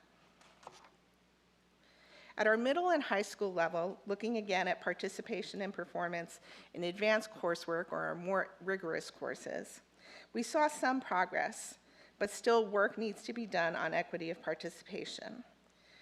Our participation in honors and APIB dual enrollment courses showed improvement since baseline levels, but our Algebra 1 participation at middle school did not show progress, and in fact decreased for all of our student, or almost all of our student groups. There also continue to be gaps with our Black, Hispanic, economically disadvantaged, English learner, and students with disabilities consistently participating at lower rates on all 3 of the metrics associated with this aspiration. In terms of performance, our data look differently depending on whether we were relying on marks or whether we were relying on assessments. When we looked at marks, we were doing well and were showing the progress that was wanted. But when we looked at the assessments, that was not the case. We also continued to see gaps in the different groups and diminished performance in some groups. Now moving on to our early education outcome. The aspiration here was that all future FCPS students enter kindergarten with the essential skills needed for school success. And that was defined as having executive functioning or self-regulation skills. Teachers rated things such as following directions, concentrating, and returning to unfinished tasks to get at this metric data. And what we found was that this data only became available in the last several years as Virginia started its kindergarten readiness program. But in this third year that we have the data, it was higher than it had been in either of the prior 2 years. And it's important for us to keep tracking our movement forward to see whether we continue to improve over time with this metric. Our final aspiration has to do with Portrait of a Graduate, as you were all just talking about, as well as our presentations of learning. For the first time, we have reporting on this data point, and this is specifically about students who did the POG-PALs. A small sample of under 2,300 students had that data available, and 40% of them demonstrated proficiency on at least one of the attributes. Performance gaps were apparent, with our white and Asian subgroups showing higher rates than our other student groups. FCPS should continue to capture this student Portrait of a Graduate attribute data and work towards equitable attainment among currently lower performing student groups. And with that, I'll go ahead and turn it over to Ms. Klemenko, who will give us the gold champion response. So good evening, and thank you for the opportunity to talk about student success in Fairfax County Public Schools. Before we dig into a little bit of the report, keeping in mind that this report is really focused on the metrics from baseline of our current strategic plan, I wanted to take just a moment to talk about some of the success that we have seen in school year 2021-22. And you'll see up on the slide, first starting looking at reading and mathematics. So our SOL scores for reading for school year 21-22 showed a performance increase of 6%, taking us to 79%, which outperformed the state of Virginia. All of our subgroups did show at least a 3% point increase in SOL scores, and our English learner students achieved the highest increase of 10 percentage points. In mathematics, which I think we all realize is our area that we have the most ground to make up from the pandemic, we saw an increase of 13% to 74%, which again is higher than the Virginia pass rate, with all subgroups experiencing an increase of at least 9%. And in this case, our economically disadvantaged student group achieved the largest growth at 20 percentage points. I think many of you know that our English learners participate each year in the World-Class Instructional Design and Assessment Test, otherwise known as the WIDA test, which measures their development of English proficiency. In school year 21-22, we saw that the rate of students showing at least 1 year's growth grew by 17% and raised us to 51%, which approaches our 2020 rate of 58%. And finally, this is one that Ms. Ruda had just mentioned around executive functioning, that we saw an increase in all student groups of at least 10 points, with our Hispanic student group achieving the largest increase of 22%. Now, I share these with pride. A lot of work went into there, but knowing we still have a long way to go as we focus on learning recovery. Shifting gears to really talking about some of our ongoing actions that we have been engaged in either last school year or continuing on into this school year. The next several slides will kind of hit on the three main areas of this goal. So first of all, as we returned to in-person learning, it became very apparent that all of our students did not experience the pandemic or return to school with the same gaps or the same degree of learning loss. So one of our first priorities was really ensuring that we created differentiated Tier 1 instruction and also explicit Tier 2 and Tier 3 instruction for teachers to use as part and through the MTSS process. Another ongoing effort is really required training for teachers and administrators in the essential practices for supporting ELs. I think most of us realize we have about 20% of our student population that are English learners, and yet 70% of our teachers actually teach ELs on a regular basis. So the need to ensure that every teacher in a school building has the skills and capacities to work with our English learners is critical. So this was the first year that we required training of everybody, and this is just the beginning of the work that needs to be done. We also recognize that when we think about student success, all means all. And so we provided extensive resources for staff that teach the modified curriculum to ensure that the Virginia Essentialized standards were being met. This started last year, and this year we even are growing that bank of resources. We continue to grow that bank of resources. A couple things that we're focused on right now that show a lot of promise. The ESOL team and the Instructional Services Department are having data dialogues with every school to review their WIDA progress and really share strategies for accelerating ELS success. This is critical because we know once students achieve English language proficiency, we see the increase also in their understanding of content. And finally, we are in midst of improving and coaching to increase fidelity of implementation of MTSS practices as were recommended by both the Special Education Comprehensive Review and the ORSI ESSER Review. We really can't talk about eliminating gaps without talking about the equitable access to literacy work. As you all remember, last year we embarked on this work, really shifting our focus from balanced literacy to evidence-based practices. This was requiring lessons for pre-K2, phonological awareness, and phonics lessons. This year we have upped the ask of schools to really bring in those skills-based small groups and also include required lessons for grades 3 through 6 on phonics and morphology. As part of the basal resource adoption process last year, we did select Lexia as a supplemental resource that provides some personalized instruction in these areas of reading for our K-6 students. And we are looking forward to re-engaging in a more broad basal resource adoption come spring when we expect to see the VDOE approved list of materials. We know that the heavy lift in this work has been at the elementary level, but we also know that we have students in grades 7 through 12 that continue to build their foundational skills. So we have sort of increased their support at those grade levels through increased screening, learning software, and additional teacher professional learning. And finally, just a few more things on elimination of gaps. One of the most exciting things that came out last year was an on-time graduation tool.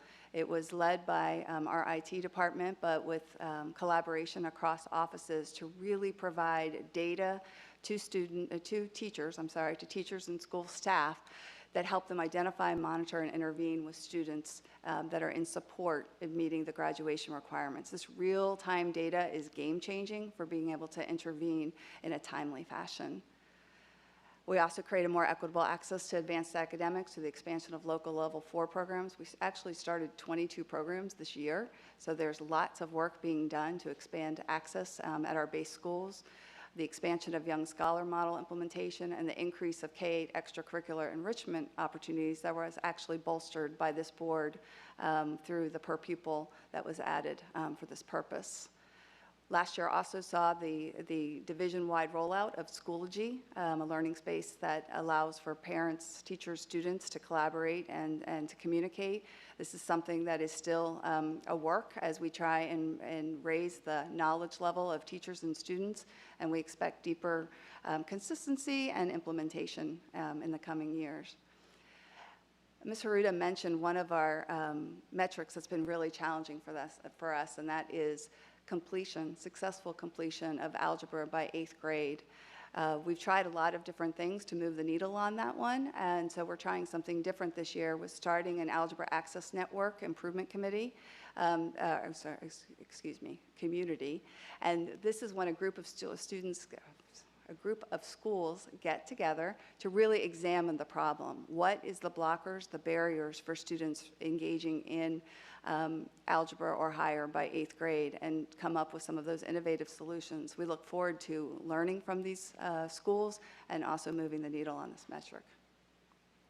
Moving away from elimination of gaps to early education, we are really fortunate to use the classroom assessment scoring system called CLASS. It's basically an observation tool that provides data in order for us to provide coaching and professional development for teachers. We did see an increase in our rating in using that tool this year, which really indicates higher level of teacher-student interaction and program quality.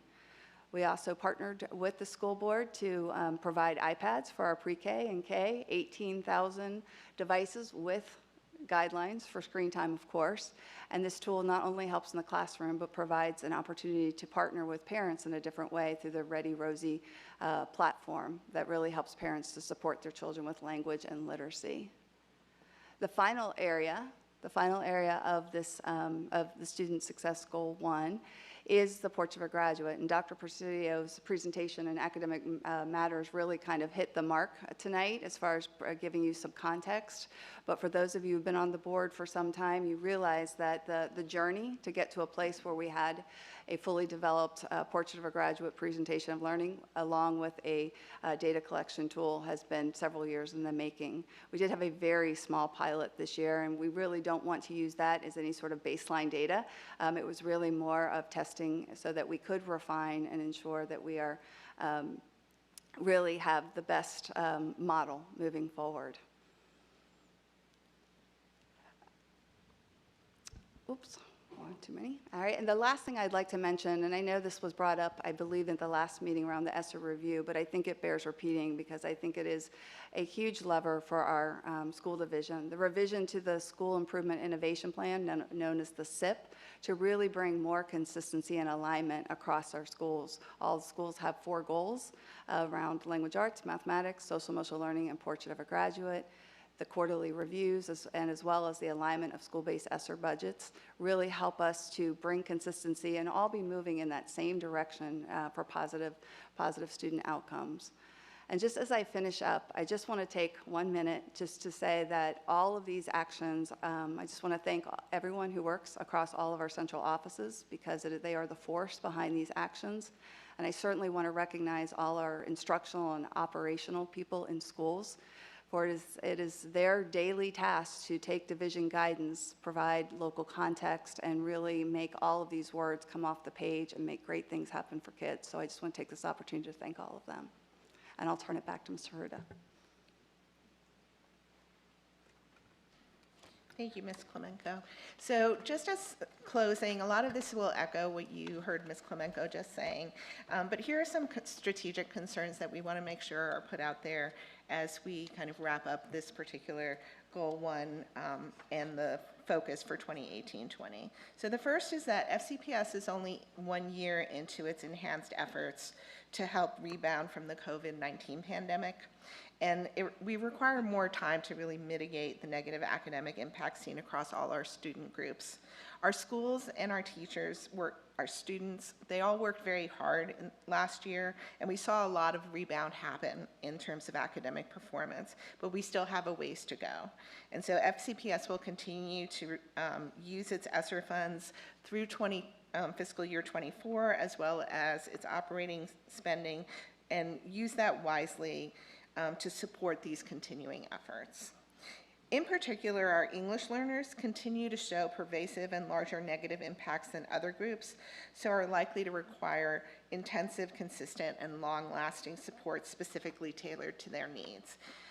Support for our English learners has historically been a priority for FCPS, and the last year of data show that English learners continue to have the largest gaps, so our approach has to be very focused and more innovative to address their needs. We also want to ensure and support the fidelity of implementation of MTSS across FCPS schools, as Ms. Klemenko was discussing, and that will help us mitigate academic challenges for our students, especially those who are having the greatest difficulty performing well. And this goes towards FCPS operating as a system of schools Right now, there's a varying degree of implementation of MTSS across FCPS, with some of our schools having more embeddedness than others, and our expectations around MTSS should be systemic and clear for schools, with accountability for our fidelity of implementation and progress monitoring of our students. As Ms. Klemenko suggested, schools should be provided with training and ongoing support to make sure this happens. We also want to make sure we prioritize teacher planning time to support our students. This is important, especially given the challenges in recovery from the pandemic. Teacher planning time should include continuous collaboration between our classroom teachers, our ESOL teachers, and our special ed teachers. We also want to prioritize the expansion of early childhood programming, including creating building space through the capital improvement plan and providing expanded transportation routes where needed. We need to work within FCPS and with the school board to provide more opportunities for students to receive these early education experiences before they enter kindergarten. And part of this is FCPS staff working toward expanding slots that we offer, as well as working with the county to help support slots that they offer. In terms of implementation of our Portrait of a Graduate presentations of learning, it'll require a division-wide commitment, including prioritization of funds, so in particular to support professional development. And I also want to combine that with the last bullet that's on here about continuing to advocate for reduction of state testing in grades 3 through 8. I'm discussing these two together because as we prepare our students for college and career, we know that our Portrait of a Graduate framework includes the attributes that would be critical to their success. So we need to make sure that all of our schools are focused on developing these attributes in our students. Our problem-based learning gives students a chance to develop these attributes and need to make sure that all our teachers are well prepared for that. And our presentations of learning give students the opportunity to reflect on and demonstrate their mastery of the attributes. Reducing state testing to make sure we have time in the school year to focus on Portrait of a Graduate, so we're doing our best preparing FCPS students for their futures, and replacing state tests with these presentations of learning when possible as those culminating activities that further each student's reflection on their own development of these attributes. And then finally, adequately supporting implementation of recommendations from the consultant's special ed review is also important. The excellent report that we received with the many recommendations on what needs to be done to improve our services for students with disabilities need to be implemented and will require resources and funding. So we need to make sure that we work that into our budgeting and our resource allocation plans. And with that, I complete the end of this student success goal report presentation. Thank you. I will ask my colleagues, if your light's up from before, please turn it off so I know who's looking to speak. And just remind my colleagues, we do have an entire work session on this, and also for staff that we do a work session on this as well. So if we can try to be succinct today and really dig into this next time, that would be very, very helpful. So with that, I see Ms. Corbett-Sanders, followed by Ms. Marin. Thank you, Madam Chair. I will be very brief and actually tee up questions for our work session on December 6th. So if you choose not to answer the questions tonight, I understand, and I look forward to your response at our work session. I was intrigued and a little bit shocked by the reference on page 11 where we talked about the difference between our marks versus our assessment scores. This really focuses in on a concern that I raised a year ago at this board table regarding our grading policy and having a consistency in how we approach grading across the system. I know that we have a work session coming up on grading policy. I look forward to that, but I would like to have someone be able to answer the question, why the disconnect? Second, we talk about on-time graduation, but we also know that there is a major problem not only in Fairfax County, but across the state on chronic absenteeism as a result of people coming back from the pandemic. And I think that we need to have a very concerted effort in how we approach families and communities about the need to be in school. Because if you're not in school ready to learn, then you actually don't succeed on those assessment tests. And so I would like a plan on how we're dealing with chronic absenteeism.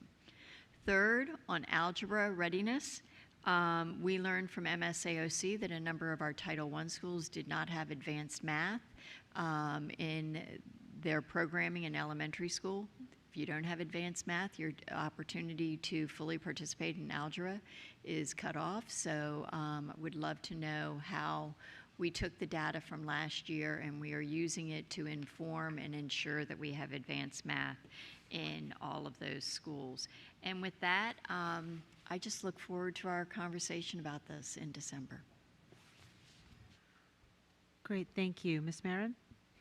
Thank you. I agree. If you're not in school, you're missing out. And I was just listening to our speaker talk about, our staff member, Ms. Harada, talk about time for teacher work days. And I must mention that our school calendar this year has been a challenge in terms of providing the work days, providing the learning days for our students while we're trying to provide more work days for our teachers.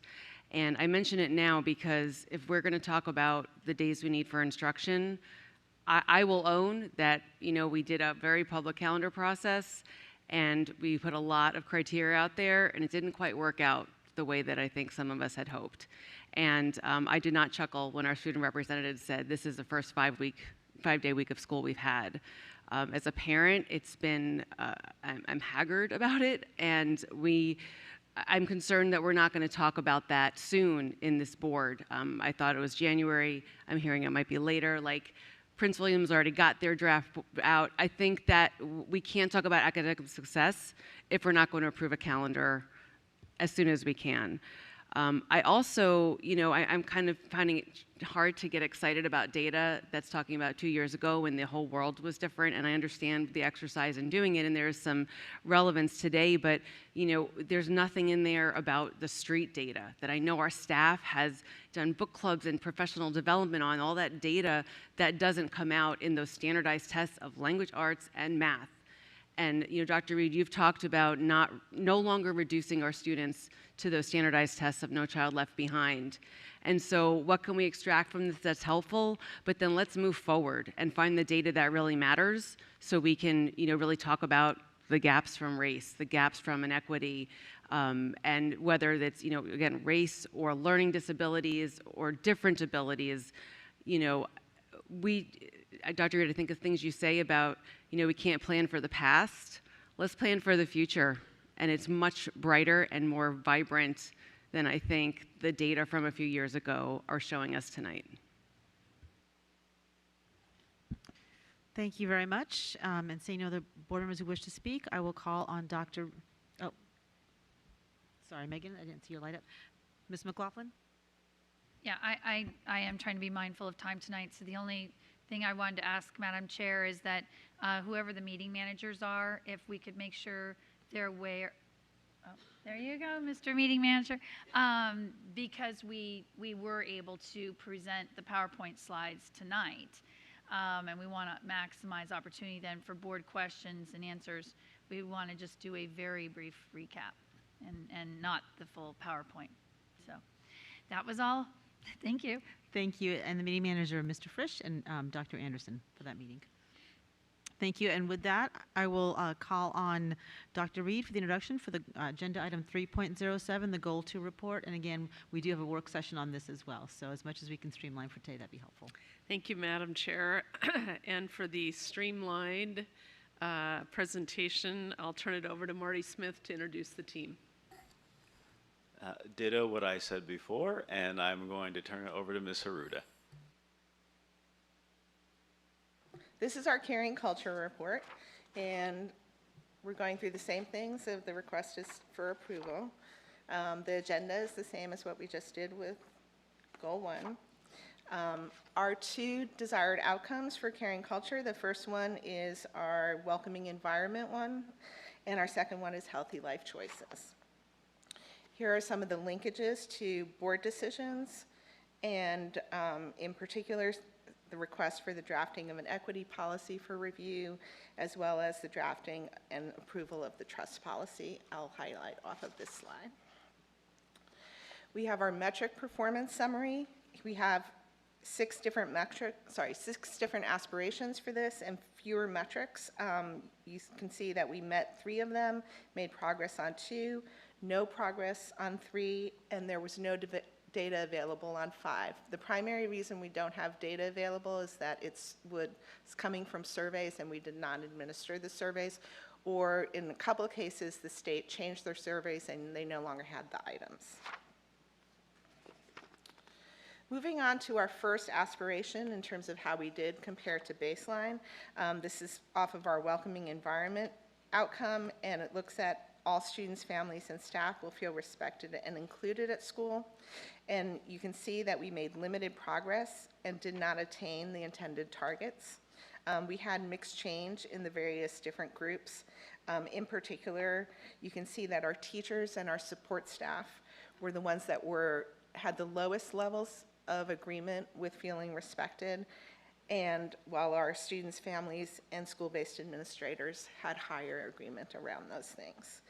And should this aspiration continue, FCPS should reconsider its approach to the aspiration, especially the actions that are intended to improve teacher and support staff feelings. Our second aspiration that we'll look at is around staff viewing student behavior through a culturally responsive lens. And we met the target for discipline referrals. In general, the differences in the rates of referral, however, continued, so we continued to have disproportionality, but each of the individual groups met the targets that were originally set. Now I'll move on to our healthy life choices. And for healthy life choices, when it comes to all students will report healthy social emotional skills and lifestyle behaviors, overall FCPS did not see much progress in its aspiration. And in many cases, the last set of data was lower than it had been at baseline. One of the positives in terms of data on the metrics that were part of this aspiration is that on our drug-free youth metric, we did see a decrease in the number of students reporting vaping, though the decrease was not large enough to have us hit the target. And then you can see for the other things like social emotional skills and some of the other wellness things that were especially targeted with our ESSER funds, those did not make the kind of progress that we wanted in terms of the target. And if healthy life choices remains a focus for the next strategic plan, a new approach should be used or attempted to influence students' choices on these behaviors. I'm moving on now to our next healthy life choices. This has to do with low rates of students with frequent absences. You were just talking about how attendance was a problem, and it did prove true in terms of the data that we saw.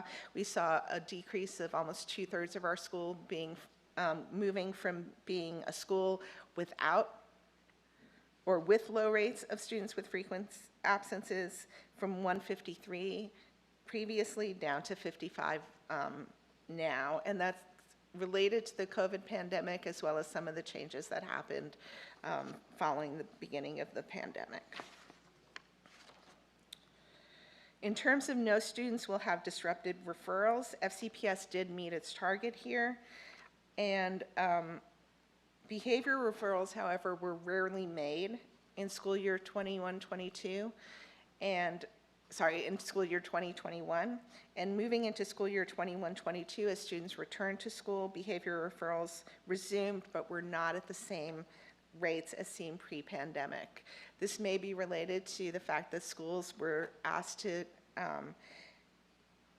the guidance that was provided to staff on providing support and understanding for students returning from virtual learning may have decreased the referrals. And then lastly, in terms of staff, all employees will have the opportunity to take advantage of wellness resources. FCPS's utilization of the Employee Assistance Program by FCPS staff last year and in all the years that we've had this as an aspiration continued to outpace that usage in other organizations. And with that, I will turn it over to Dr. Boyd, who will give the gold champion response. Thank you, Ms. Ruda. Just very quickly, we want to highlight a few welcome environment highlights. As Ms. Ruda shared before, we did see a 6% decrease in the number of disruptive behavior referrals as compared to the last year that we were fully in a brick and mortar setting.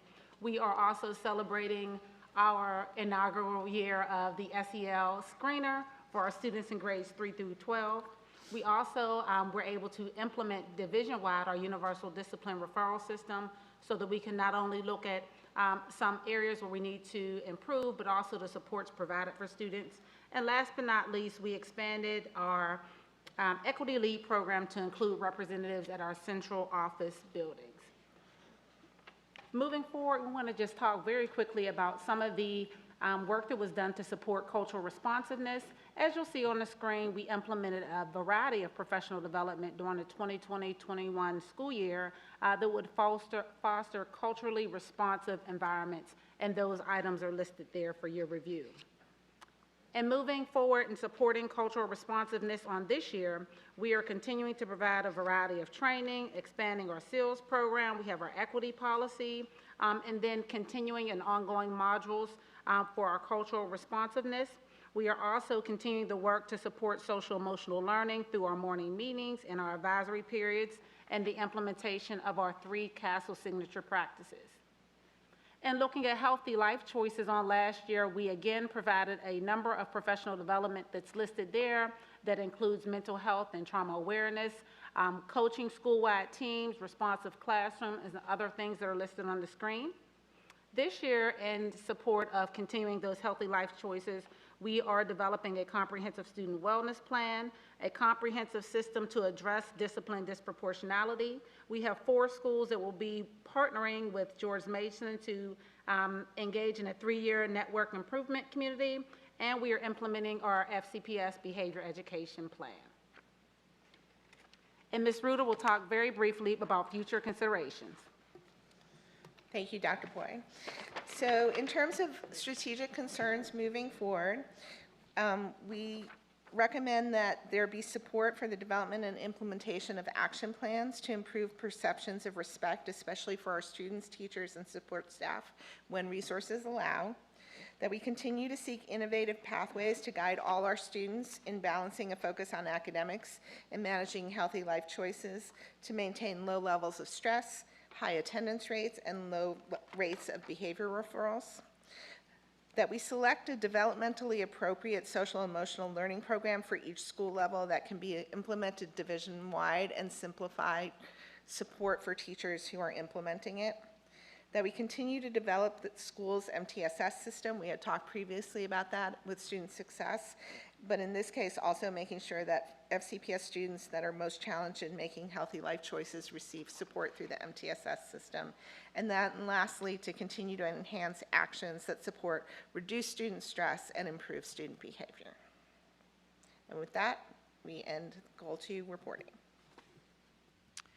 Thank you. And once again, a reminder, we'll have a work session on this coming up on December 6th. And so I do not see any of my colleagues that, Ms. Keys-Kamar, did you wish to speak? And my colleagues that wish to speak at this moment? Sorry, Ms. McLaughlin, go ahead. Just briefly, I wanted to share with my colleagues and Dr. Reed and staff that in case FCPS central office is not getting some of the UCLA Center for Mental Health newsletters and messages, I somehow got on their mailing list, but they really have sent some amazing K-12 research. And so I wanted to let Dr. Boyd and her team know that I'll send that link and information, but it was impressive. And since I have family members who are university professors, I know oftentimes there's incredible research happening at the universities. I don't know sometimes that then they reach us in the K-12 setting. So, and this is kind of exciting as we do the Goal 2 reports, which I really appreciate the incredible effort that this division continues to do on the social emotional well-being of our kids. I look forward to the work session on it, but wanted to put a little spotlight on this with UCLA. So thank you. Thank you. Thank you. And with that, I just wanted to thank staff for these really incredible reports and for streamlining and being ready to tee us up for that work session on December 6th. I really appreciate all your hard work and your reporting here. So thank you for all of that. There's a lot of good data and information for us to dig into as we move into budget season as well. And I just wanted to reassure my colleague that we are actually working on the calendar. We have it scheduled for work session in January and vote in early February. So with that, I will move on to agenda item 4. Thank you again, everybody, for that report. Agenda 4.02, we are moving to our action items. Policy 8220, Architectural and Engineering Services. I call on Ms. Corbett Sanders for motion.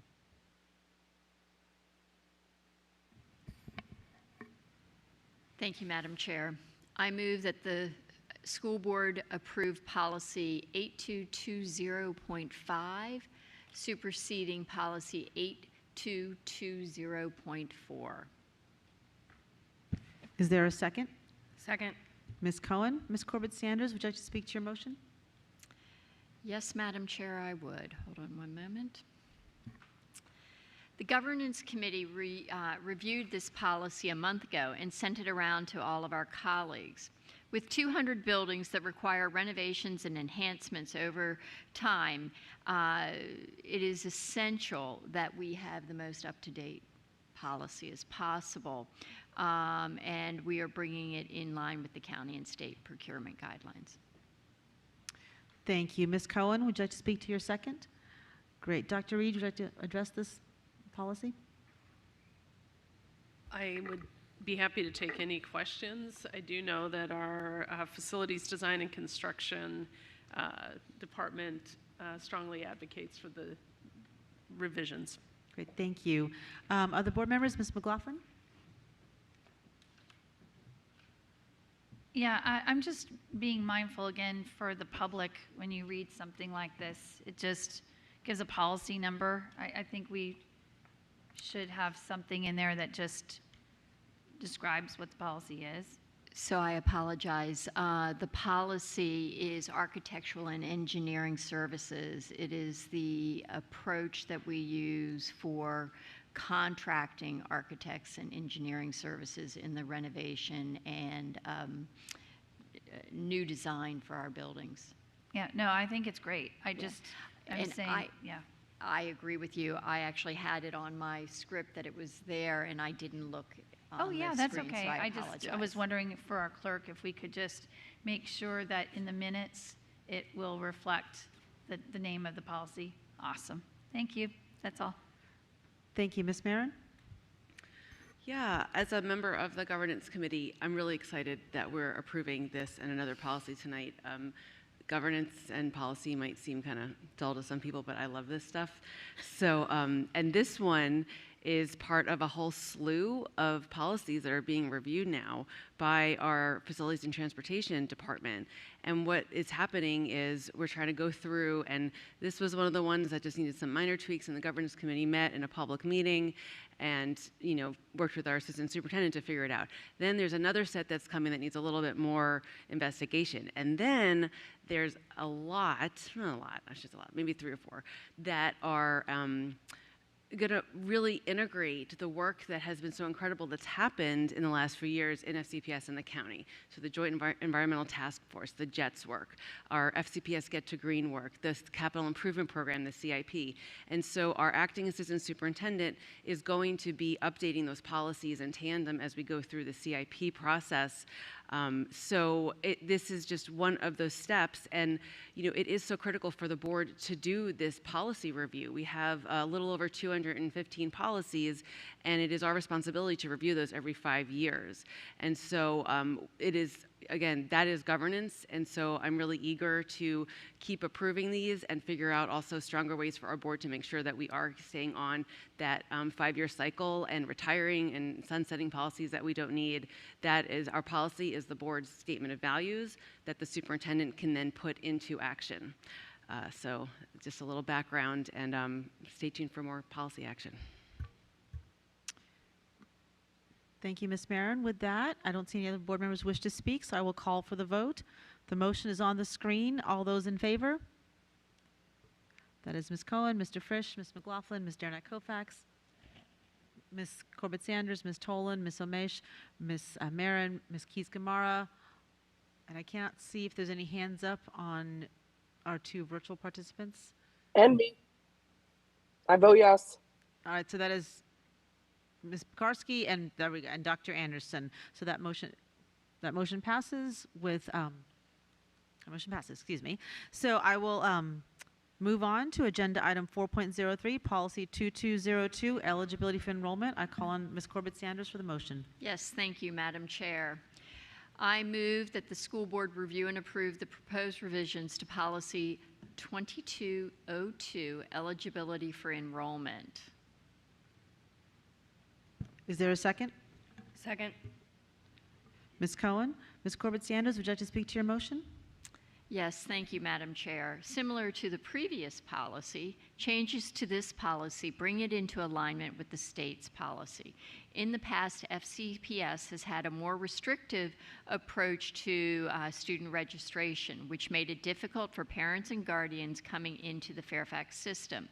These revisions remove the barriers that take more time and expenses in the registration process. I appreciate my colleagues' support in the adoption of the revised policy.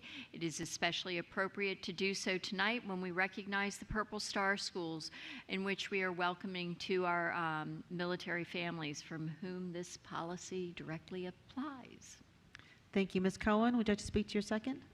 No, I echo that, and I just want to say I really have appreciated that ever since her arrival, Dr. Reed has really pushed the idea of making sure that our enrollment eligibility is as streamlined as humanly possible so that we can get kiddos in school just the second that we can. So thank you for that work. Thank you. Other board members? Ms. McLaughlin? Yes, I just wanted to take a moment and share with my colleagues that recently I'd had a case brought to my attention, and it had to do with student enrollment, and it had to do with kinship care. And so one of the things that you hear me say very frequently in our meetings is how much I appreciate Dr. Reed's deeply invested work, even though still new and learning the system, how much she listens carefully when we bring concerns to her. And this was one of those cases that really hit me hard as a board member, and you were just so responsive, you and Dr. Boyd and everybody looking at how do we help the region office as well. And that's what makes me so proud to represent Fairfax County Schools, that when our families come to us, when we then come to you and your leadership team, there's a culture here that is honoring what we hope to be. In a caring culture, it's what we do, not just what we say, that matters. And this enrollment policy, for board members, if you haven't had families affected by it, it's really remarkable. When we get it right, we will be able to help families and their loved ones succeed. Again, out of protection for the family, I don't want to go into more detail, but just to say it was really one of those times where I was thankful that one of our starfish got saved again. And kudos to you, Dr. Reed, again, for just continuing to lead by example. I appreciate it a lot. Thank you. Ms. Marin, did you wish to speak? This is when I can appreciate the comment that we need to continue to communicate this work to the public, and this policy is about removing some challenges for parents that really aren't necessary anymore. Sometimes this policy work is about administratively just updating some language, but sometimes there are real updates that reflect what families are going through at this time. And I, as a parent, have spent the last few weeks with my middle schooler trying to navigate Schoology, and even yesterday we tried to email a teacher and we went to 3 different places to figure out how to email that teacher. So there's, whether it's a form or a system, we have to figure out how to make it work better for our families, because there's just so much, even if you're in great circumstances, it's still just a challenge. It's tough in this day and age. So I'm glad that we're doing what we can through policy, and then however we can continue to do it through practice to make parents the true partners that they need to be. Thank you. And with that, I will call for the vote. The motion is on the screen. All those in favor, please raise your hand. That is Ms. Keys-Gamarra, Ms. Marin, Ms. Omesh, Ms. Tolan, Ms. Corbett-Sanders, Ms. Derenak Kofax, Ms. McLaughlin, Mr. Frisch, Ms. Cohen, myself, Ms. Pekarsky, and I don't see Dr. Anderson on the screen.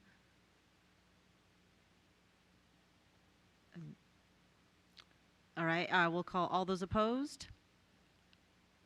Abstaining. That motion passes with Dr. Anderson away from the table. Thank you. Agenda item 4.04, strategic budget priorities. I call on Ms. Tolan for the motion. Yes, thank you. I move to direct the superintendent to develop a proposed budget for the FY 2024 year that continues to take a needs-based approach and focuses on the board's strategic budget priorities of student academic success and closing achievement and opportunity gaps, student health and wellness, a long-term approach in the hiring and retention of a strong and diverse workforce across all employee groups in the division, ensuring all students have access to research-based best practice education, safe and well-maintained facilities, including strategic capital improvement planning,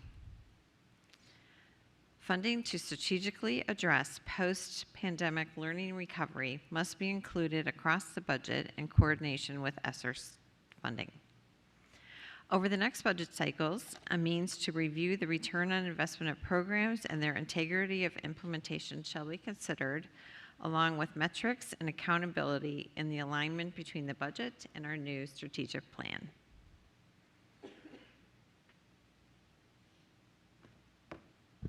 Thank you. Is there a second? I'll second. Ms. Pekarsky. Ms. Tolan, would you like to speak to your motion? Yes, please.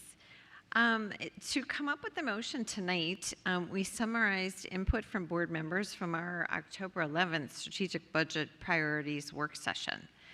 The budget item suggestions mentioned in the breakout groups that we had during that work session and in the overall board comments fell nicely into 6 categories. Not surprisingly, the categories were very similar to the budget priorities we expressed last year. Student academic success, student health and wellness, access for all students, workforce and staff development, facilities management, and overall making wise investments with our fiscal resources. So tonight we are proposing to vote on this motion to direct the superintendent to create a proposed budget using these strategic priorities as a guideline. Overall, to prepare for this, Ms. Pekarsky and myself prepared a Google spreadsheet with these 6 priorities and the examples, some very specific examples that were mentioned at the work session listed below each of these 6 headings. I think all of us as board members understand that the long list under each heading is just a list of examples. We won't be able to fund every single example in FY24, but we want the superintendent to come back to us with a budget and ideas for programs, et cetera, that will best accomplish these strategic priorities that we've outlined in this motion.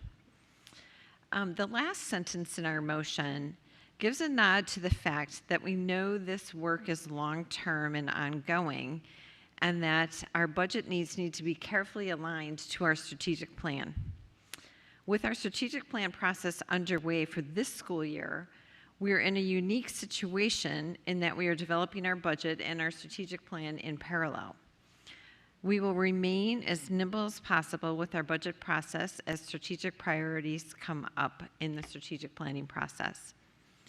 In addition, this year we are spending our ESSER funds and analyzing their expenditure closely to be sure we are working on the post-pandemic learning difficulties we are seeing in the most effective way possible. This motion asks for continued work here with an eye to what we may need to move to our operating budget for FY24. I think the direction we are setting tonight sets us on a path forward that is high level enough that Dr. Reed and her staff can react as they need to. We will have an additional opportunity to discuss the budget fully in a detailed work session in January. Thank you. Thank you. Ms. Pekarsky, would you like to speak to your second? Yeah, just briefly, thank you, Ms. Tolan, for all your work on this. Thank you for the board. I think she's pretty much covered everything, but I'm excited that this is really the beginning of the budget process for us, and we're helping kind of chart the priorities and the course going forward. And there is lots of work in the coming months. So thank you to everyone for working on this and for us being able to bring it tonight. I hope you will support. Thank you. Ms. McLaughlin? I do want to thank Ms. Tolan and Ms. Pekarsky for your efforts to reach out to all of us, multiple attempts to make sure you had really touched base with each and every one of us. It's always difficult to get the voices of 12 into a document, and I really appreciate what this is doing to not only help Superintendent Reed, but also I think for all of us to really look at the touch points on how we're going to proceed.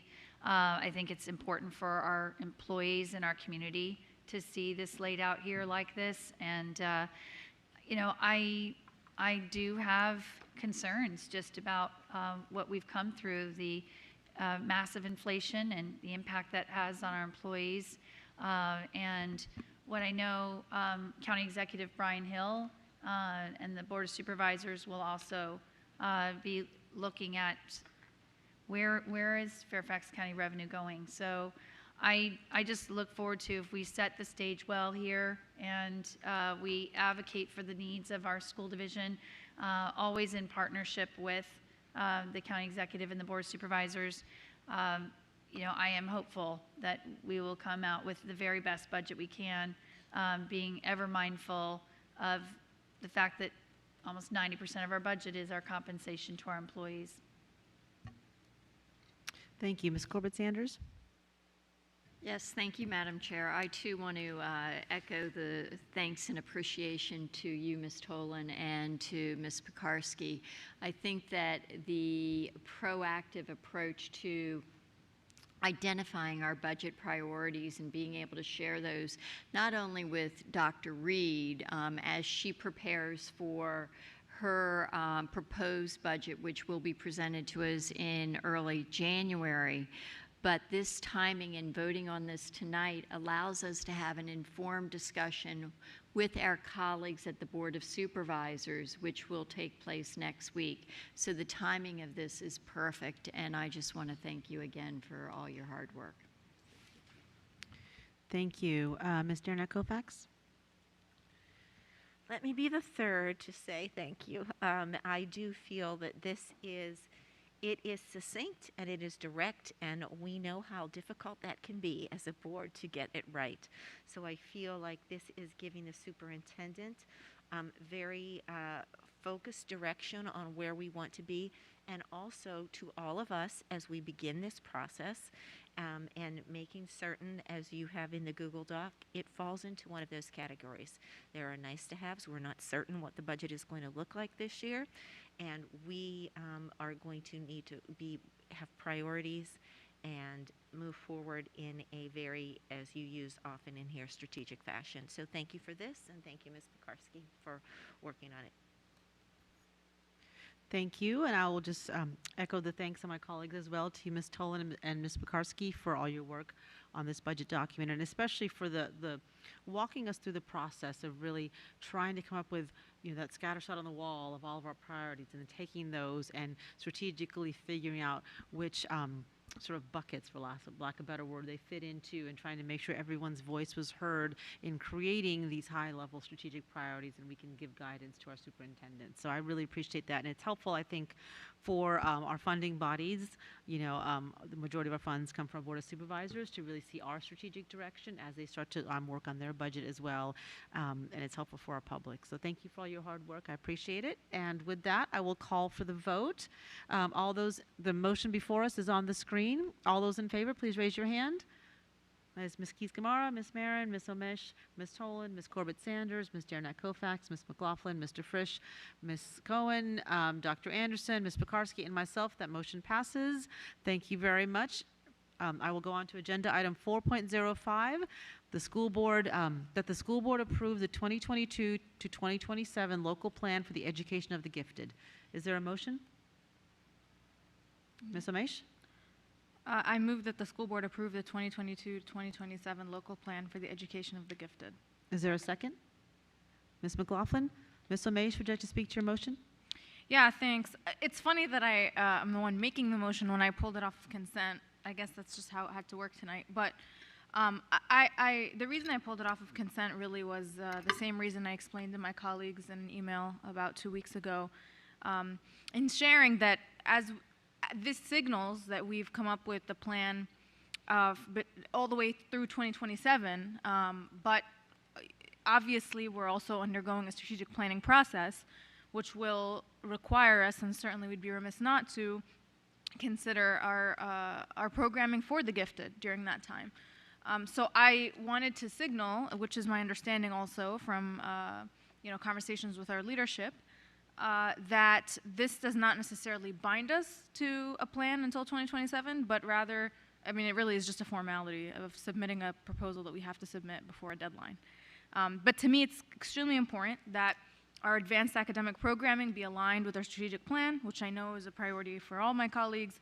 And then we also have a huge opportunity in the aftermath of COVID to be intentional about some of these pieces. I'm really grateful to Dr. Presidio and team for some of the revisions already in adopting local norms and taking some of the best practices and putting that in place. And just looking at some of the changes that were made between the last plan and this one. But I do think that there's perhaps even more room here for expansion. And I just imagine, an advanced academic program that is accessible to everyone, that's not limiting, that's a resource in every school.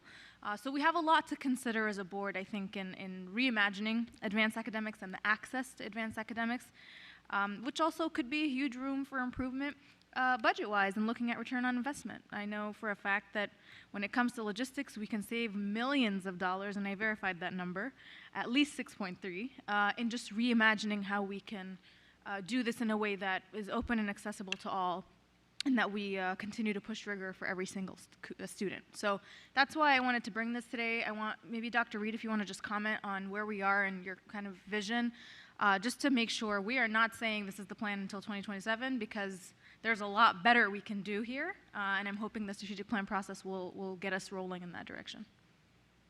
Ms. Omish, I will let Ms. McLaughlin speak to the second first, and I'll let Dr. Reed address. Sure, sorry. No, it's okay. Thank you. Ms. McLaughlin, would you speak to your second? Yes, I'm very pleased to second this, and I really appreciate Ms. Omish. Both you and I looked at this agenda item, and yes, it's a long night, and yes, it's easy sometimes for consent, but we do know that Fairfax County is renowned for decades for having a really robust and amazing advanced academic program, and that we've continued to try and follow the research and the science to make it more accessible to more students. But as our community tries to understand what those best practices are and the changes in how you deliver gifted instruction, that was why the prior board had that advanced academic consultants report, and we have a lot of really amazing recommendations coming out of it. The public will sometimes see on our agenda, hey, what does that mean? And so I wanted to join Ms. Omish in really giving Dr. Reed and Dr. Presidio the chance to ensure that the public understood what this action item really means, and why it's important that we pass it tonight, but that to help the public understand that this is filing a plan with the state. I would like to hear anything that's changed since the last time we filed with the state, but then help people understand that this is going to continue to be an organic and ongoing plan of effort, and that this is not locking us in with no changes for the next 5 years. Dr. Reed, would you like to address Ms. McLaughlin and Ms. Omish's questions? Thank you, Madam Chair, and it is my understanding that this is a compliance need this evening because we need an approved plan on file with the VDOE. I do know that Dr. Presidio is here this evening with Assistant Superintendent Klemenko to comment on this. Dr. Presidio? Sure. I mean, just briefly, I would say, as Dr. Reed mentioned, we're required by the state to submit a plan every 5 years. And once it's approved at the state level, it's approved for 5 years. So we're required to submit a plan outlining how we meet all of the state requirements for provision of educational services to students who've been identified to receive gifted and talented services. So this does not mean that we can't make any changes to the plan. We could make a change next week if we wanted to and resubmit at any time that we want to. The 5 years is just the period of time that you have to submit changes to your plan to the state. So we've outlined, well, first of all, we've included the entire 40-page plan on board docs, and we've also outlined a 2-page kind of summary of what those changes are. Again, just some of the major ones, you know, Ms. Omesh already mentioned local norms, the inclusion of advanced academic resource teachers at the middle school level, the expansion of the Young Scholars Program. You know, those are larger things, and then there's a very small, you know, minutia that's included in there as well, like changing the name of our superintendent to Dr. Reed. You know, all of those kinds of things have to be in the plan. But no, this is good to have this discussion, and we certainly can make a change to the plan anytime the board wishes to do so. Thank you. Ms. Wilcox, did you want to go back on this? Yeah, I have questions based on what you said. Okay, well, I will, Ms. Corbett-Sanders? Yes, thank you. And I just wanted to offer some personal experience on the review of the plan, because many people don't realize that we have an Advanced Academic Programs Advisory Committee, and that committee is made up of representatives of each of the magisterial districts, our associations, our PTAs, and many more organizations. And that committee is actually required to review the plan in advance of it being submitted.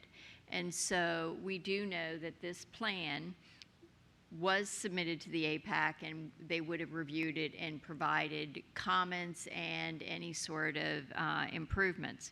We also know that subsequent to the last time that committee approved a plan, we've made lots of changes to our advanced academic programs in light of some of the best practices that we've become more aware of, in light of a recognition that we needed to more appropriately fund our Young Scholars Program, which this board did, in light of putting in more advanced academic resource teachers, which this board did. And so this is not a stagnant document. It is actually a living document that reflects the continued focus and support that the board has on ensuring that students at every school have access to the continuum of advanced academic services in Fairfax County.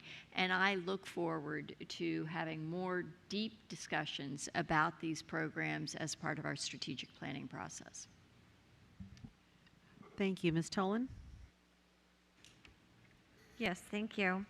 I too look forward to further discussions on enhancements to our advanced academic programs. But just really wanted to highlight, with the fiscal 24 budget, we are in our 3rd year of a 3-year plan to put advanced academic resource teachers in all elementary schools and all of our middle schools. So in my experience, going in and talking to those resource teachers across our schools is that they really are coaches for our staff across the entire school. So really coaching those staff members to provide rigorous and advanced academic types of programs for students at all levels and all types of our students, so that we really are reaching that accessibility and really working at making these types of activities accessible to all of our students with these efforts. Thank you. Thank you. Ms. Dernak-Kovacs? Yes, and I thank all my colleagues and Dr. Presidio for basically, I put my light on early, but basically talking about all the investments we have made. I think once we did have the plan, it's very important to note that prior to looking at, I should say, the report by Jonathan Plucker and his team, who are nationally recognized in the area of advanced learning for our students, we did not have advanced academic resource teachers in many of our elementary schools. We moved to have them in all of our Title I schools, and at the end of this fiscal year, we will have advanced academic resource teachers in all of our elementary schools, as well as a 0.5 in all of our middle schools. And it's extremely important because these are the people who are the team that can identify potential in students where it may have been hidden. So I think that's extremely important. The Young Scholars model is a nationally recognized model, and while that was there and available in many schools, it is now being solidified in a way and promoted in a way where more schools will opt for the addition of that model. And I think as we go forward and we recognize that this is an advanced curriculum for those students who need it, but we need to make sure that every student who has that potential is identified, and we need to make certain that we get them involved and we have the teachers and the resources necessary. But tonight's amendment is basically adhering to the Virginia Department of Education's requirement that we must have a plan for our advanced academic students. Thank you. Ms. Marin? Yeah, I appreciate Ms. Omesh taking this off the consent agenda to discuss this, and I think this is another nice opportunity to really have discussions about these really central topics that I don't feel like we get to talk to you about that much. I mean, regarding the AAP program, I mean, I have to offer a different perspective, which is that our current model is separating kids. I mean, any student should be able to go to their community school and get what they need. And it can decimate communities. I've seen it in my own children. And then we have other communities where kids aren't even coming from the schools at all and going to AAP centers. I think, regarding giftedness, I've heard this mentioned. Can we look at giftedness as a special education need? That students who are truly gifted, they need specialized education. And then there's advanced academics. And let's talk about that too. But right now, some schools, the principal can use a budget to hire an AART, an advanced academic resource teacher, while other schools, the principal has to use that money for something different. Where's the equity in that? I think we're separating kids at second grade. So I think that we have to check this box for the state right now, but this board could do more to schedule more conversations about this real stuff that really impacts our schools, and I'd love to do that sooner rather than later.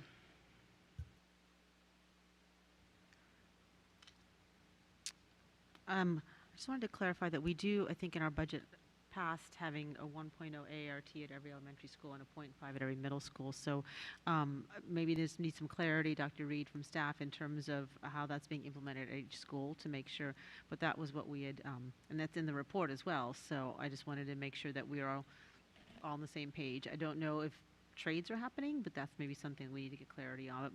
That's what the board had passed us in the report as well. That there's a 1.0 AART to help provide that advanced academics for all of our students and help train the teachers, as well as a 0.5 at middle schools. So that is, I think, important to note in the report. And I appreciate that there's definitely a lot of space for conversations. I think there's many, many topics that this board wants to talk about, and finding the time to schedule is always a challenge. So I think the great place to have this conversation is in our work session when we discuss the Goal 1 reports, I think, and as well as part of our strategic planning process to talk about what advanced academics looks like in our schools and best practices. So I encourage my board members to have conversations there as well as in other opportunities. I know this is a compliance report that we need to submit, and I do appreciate the chance to highlight all the good things that we have done the last couple of years around access to advanced academics. So having said that, we've got Oh, Ms. Keys-Gamarra, I apologize. I didn't see your light up until I spoke. So I'll go to Ms. Keys-Gamarra first because she hasn't spoken, then we have a couple go-backs. Okay, thank you. You know, I know we have to do this report. It's obligatory. But I do appreciate the comments about continuous improvement. We've had, since I've been on this board, we've had these discussions on how to make these opportunities more available widely, because I think there is some research that shows when you make these opportunities available to more students, they actually rise to the level and really engage in a way that perhaps we had not considered before if we just look at, as Ms. Marin mentioned, how we can separate students. So I do look forward to you know, finding ways to improve that continuous improvement, working on cultural competence that can help us to be able to see students in the possibilities. And so I know that this is ongoing work, but I do emphasize that we'll continue to work together, I think, to make sure that every student in every school is being prepared for that advanced learning, and we know that that can change the trajectory of lives. So thank you. Thank you. Ms. McLaughlin, for your go back. Just briefly, Dr. Reed, I know special effort was taken by staff to create the two-pager, and I really appreciated that summary of changes to help our families and you know, who can't necessarily pour through the report. So it was a great spotlight. The only humble suggestion I would give, and it happens just a lot because of the work that gets done, it's the EduSpeak. So there was a lot of like articulation, continuum. We even talked about articulation of parent engagement. And when I think about how our young families in particular, as they're starting to learn about what advanced academics is, we've got just some shorthand on AART. I think there's OAR in here. I mean, these are things that people won't know what they mean. So I would just say that maybe we can like continuously improve in our efforts to take our academic jargon down and maybe make it a little more layperson friendly. But otherwise, it was an excellent summary, and I really, really appreciated it. Thank you, Ms. Marin. Yeah, I just wanted to respond since the chair had commented on my comment. Thank you for the reminder that, yes, this board did fund one advanced academic resource teacher per school. I was thinking about schools that have had that for years prior, so I'm glad that we leveled it, but it's just one more example of how advanced academic programming is not consistent in our schools, so just want to clarify that. Great, thank you very much. And Ms. Keys-Gamarra, did you want to go back? Great. Seeing no other board members who wish to speak, I will call for the vote. The motion is on the screen. All those in favor?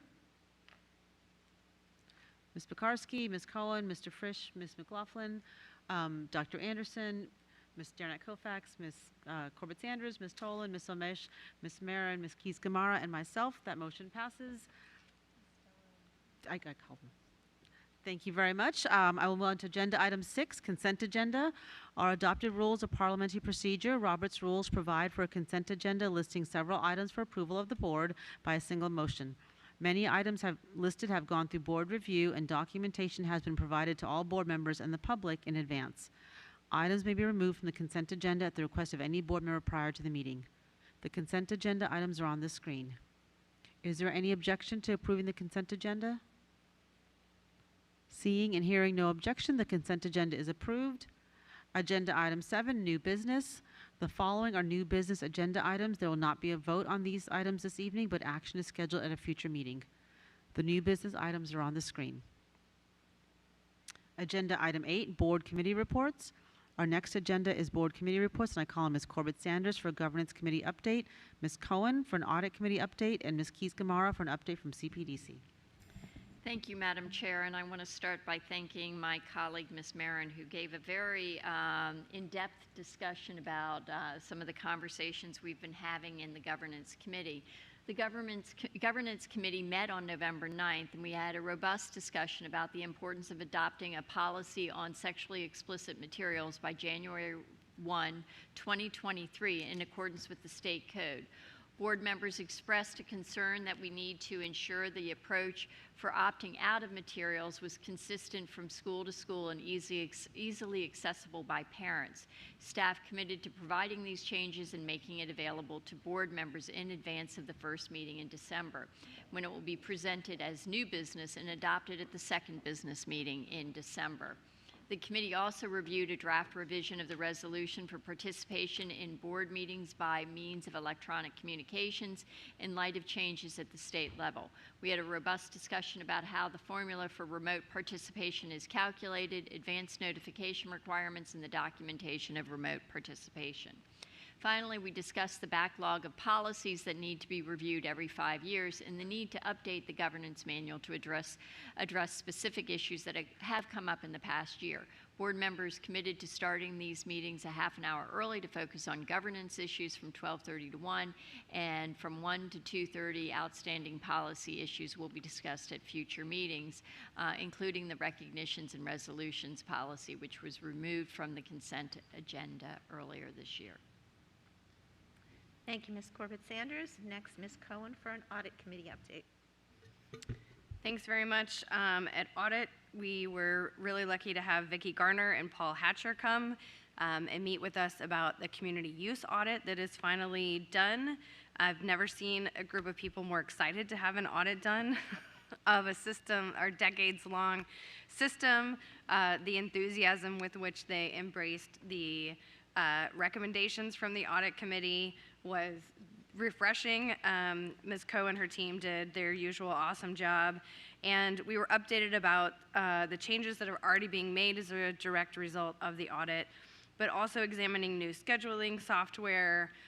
We look forward to CPDC potentially sending some recommendations to the board about fee structures for community use, and just overall really impressed with the changes that have been made to get us in a bit better alignment to ensure that everybody is safe in the building, that people know who their go-to person is should any of our community use folks have any problems when they're using our facilities, and also making sure that they can get timely notification using a new software system if something should change in the availability of our buildings. So thank you again for such awesome work, and looking forward to next month.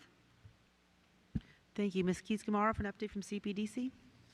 Yes, on November 10th, staff members from OCCR and facilities joined the CPDC committee to discuss plans to ensure greater accessibility of the capital improvement plan online and to walk through the new web pages to help the community actively monitor the status of capital improvement projects.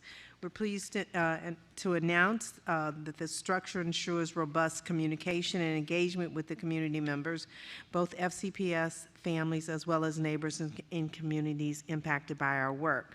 The committee is also looking forward to working with OCCR to provide additional input, particularly as it relates to the unique needs of developments and expectations regarding the facility projects and development process in the coming weeks.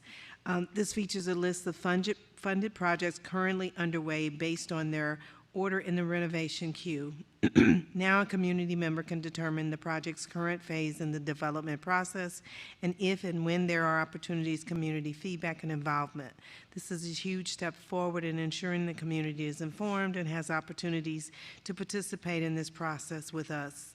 Many thanks to the staff from both facilities and OCCR for the progress made thus far, and we look forward to making it more specific with respect to particular development projects.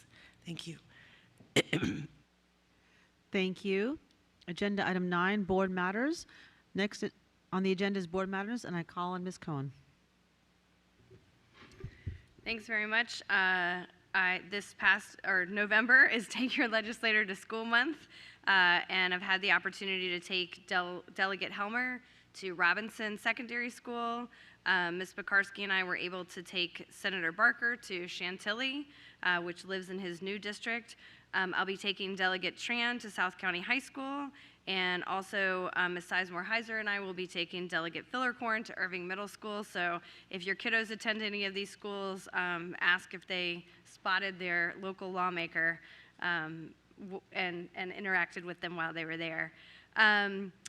I also this month have had what is my second opportunity to be interviewed by a former Cherry Run student who's now in college. This is the second one that's reached out to interview me from something for their college class. And so this week it was Miss Paige Slazarczyk from Penn State University.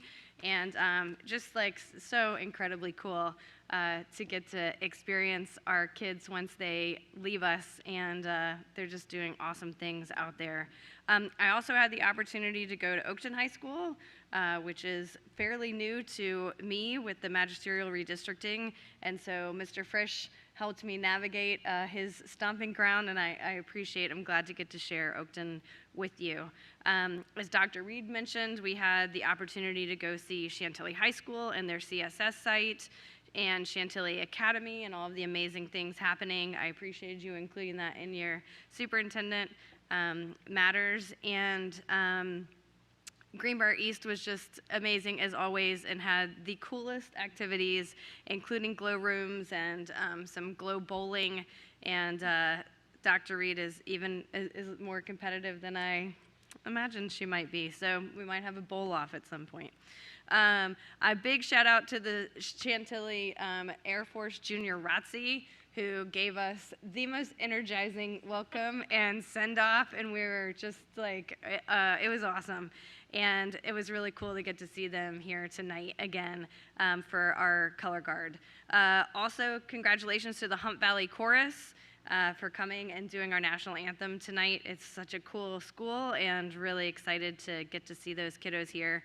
And then finally, a big thank you to all of our veterans. Tonight I'm wearing my grandfather's pin from the Merchant Marines to honor his service in World War II.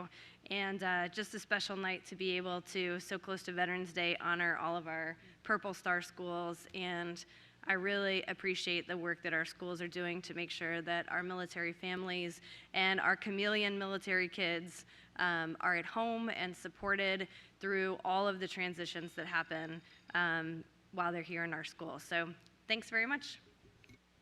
Thank you. Mr. Fritsch. Excuse me. Thank you, Madam Chair. Over the past few weeks, I've had an opportunity to visit a number of schools around Providence District. I visited Freedom Hill Elementary School to watch their annual International Day Parade. Because the weather was cold out, it was in the halls of the school. Students donned cultural attire from the respected ancestral countries, marched the halls, proudly displaying their heritage, their flags, etc., to their fellow students, staff, and parents. It was great to see so many people participating and not only celebrating their culture, but the cultures of their fellow classmates as well. Last week, as Ms. Cohen said, I had an opportunity to visit Oakton Elementary School with her. I think after redistricting, she officially has students in every high school in Fairfax County. But it was a great visit. We got to see more of the progress made on the renovation project at the school, which is nearly complete. We saw the cafeteria and the weight room and the music rooms, and they're now offering piano and guitar instruction at the school, which is pretty great. And we got to see quite a bit of it. It's been remarkable to see how much has been done over the last several years. Later in the week, I attended the Dunn-Loring Capital Project community meeting with Ms. Tolan. We had dozens of FCPS families, community members, and various stakeholders in attendance, all sharing their thoughts and questions about the upcoming renovation of Dunn-Loring Admin Center as a new elementary school. As we continue to move through the design process, I encourage everyone in the community to check out the Dunn-Loring Capital Project page on the FCPS website. There you can sign up for email updates and provide input in the process and view the latest designs. Finally, last Friday, I had the chance to attend Marshall High School's production of Blue Stockings, which is a play that focuses on women being able to earn degrees in England, and also on some suffragist topics as well. It was very well done. The students, the actors, the set design, all of this stuff done by the students was fantastic. Special congratulations to Mr. DeLeo and everyone involved in the Statesman Theater because it was just phenomenal. And it is that time of the year, so if you have an opportunity, please do sign up to get tickets for one of the shows, one of the plays, but also your orchestras, your choirs, your bands. They're all preparing for their year-end performances, and soon you'll begin hearing about spring musicals, so keep an ear out for those as well. Happy Veterans Day to everybody, especially to my veteran dad, my veteran sister, and my long-deceased veteran grandfathers. Thank you. Ms. McLaughlin? Yes, thank you. I know we have an early start again with the work session, so I'll just try to briefly say, first of all, Dr. Reed, thank you for spending half the day with me today in the Braddock District, visiting Robinson Secondary School, Fairfax Villa, and then wrapping up at Braddock Elementary. So I covered all three of my regions that fall within Braddock District. I do want to give a special shout out to Braddock Elementary because, as many may be aware, it is truly an organic community school. It is remarkable what the principal and the staff and many seasoned teachers have done to reach out, along with the support from Supervisor James Walkinshaw, to really look at ways that we can wrap around and provide supports to the families. And these kids are thriving and just making leaps and bounds academically and also in STEAM. So it was a really special visit, really enjoyed it. And then, you know, I too want to give a shout out to Veterans Day. I was fortunate to know my great-grandfather, Mac McKenna, who was born in 1899, and he lived to be 92, which meant that when I was in college, I got to interview him about the fact that he was a World War I doughboy, a medic, and he survived it. So along with my grandfather, who fought in World War II and Korea, along with his brothers and members on my father's side of the family, sadly some who did not come home. So on Veterans Day, it's one of those moments where, again, we get to say to those we lost and to those who survived, thank you for your service, thank you for your dedication, because while we continue to be a nation that wants to strive for improvement, we are a nation to be very, very proud of. So thank you. Thank you. Ms. Corbett-Sanders? Thank you, Madam Chair. It is truly an exciting time of year. I enjoyed attending the Veterans Day events at Holland Meadows Elementary, Silverbrook Elementary, and Fort Belvoir, both the primary and the upper schools. I was impressed with the programming that allowed our students to hear from our active duty personnel, hear the choir from South County, and learn how to honor our flag in both words and deeds, including learning how to fold it properly.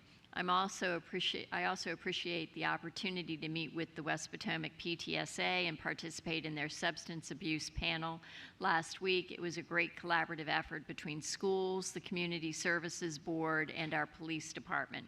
Additionally, the Chief of Police, Chief Davis, and Supervisor Stork had a town hall meeting at Walt Whitman discussing the challenges in the community and the importance of effective communications. The Chief and Dr. Reed, I understand, have been speaking and that they are committed to participating in a joint meeting with our schools sometime next month. I look forward to that. I want to personally thank Dr. Reed for your leadership in addressing the disparate approaches to grading in the county, and I'm glad that we will be discussing it at next week's work session.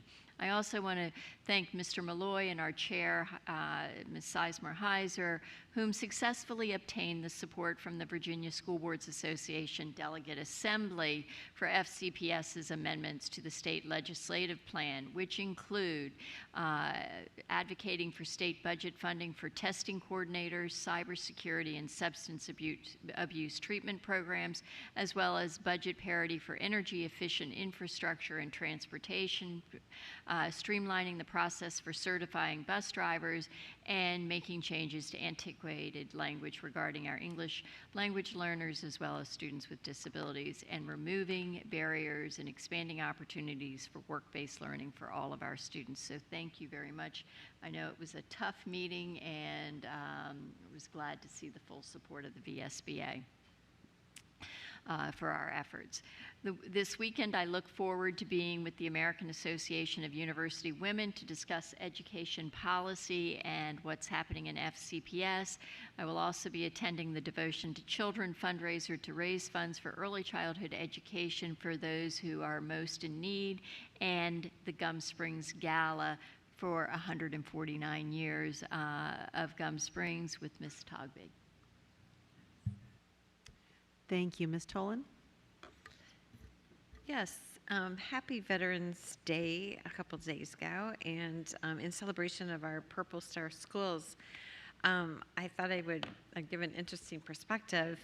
My staff aide brings many experiences and expertise to her job, but one of the reasons I hired her is that she is a military spouse.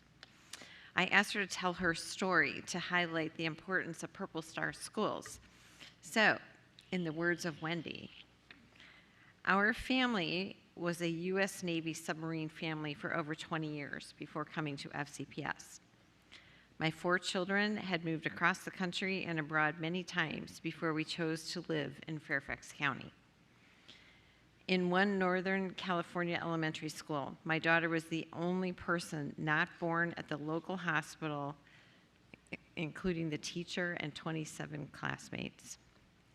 We were used to being an oddity in certain communities when we chose not to live on base. I would have loved to know about the Purple Star schools before we moved here.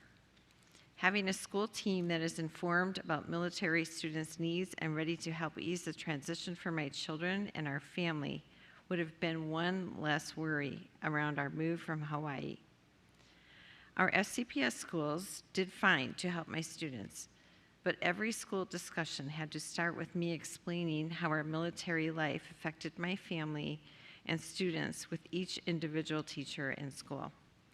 A Purple Star school with a school team where they have the basic knowledge of how military life affects the students and our military families provides an additional level of care for our military students and families. It would have made reaching out in a time of stress, like an unexpected deployment, that much easier, as well as helping military students thrive every day. We congratulate all the 40 FCPS Purple Star schools, especially the 2 Drainsville schools, Kent Gardens for its first recognition and Longfellow Middle School for its second recognition, and look forward to hearing of even more schools with the designation next year. Thank you to our military leaders who were here with us tonight and their willingness to work with FCPS to help our military students flourish. Also, happy Thanksgiving season. Enjoy your family over the next couple of weeks. And just a note, World Kindness Day was yesterday, and we just can't spread enough kindness in the world today. 2 great examples of kindness in Drainsville, Colvin Run Elementary School. Students in grades 4 through 6 are participating in the King Arthur Baking Company's Bake for Good program. The outreach program allows kids to learn to bake and share their baked goods. Also, Cooper donated over 4,000 pairs of socks in the past week. Thank you. Thank you. Ms. Amesh? Thank you for that, Elaine. No doubt, always more kindness to offer. I want to also wish everybody a happy Veterans Day.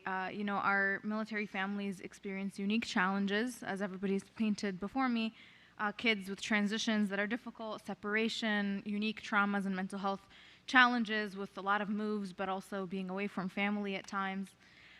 In reflecting on the struggles of these students, I'm reminded by the weight of our responsibility as leaders to make the right decisions. That ultimately, the decisions we make, we're on a local level, but all the way up to national, have consequences for families, and that they subject families to difficulty. And many have put a lot on the line to sacrifice in bearing those consequences. And I also reflect on the importance of us as leaders being in positions where we may not always be impacted personally by the decisions we make, although in many ways we are, but and the critical importance of keeping that in mind and feeling the weight of those consequences, whether they're our own personal family, nuclear family, or our broader family of our community.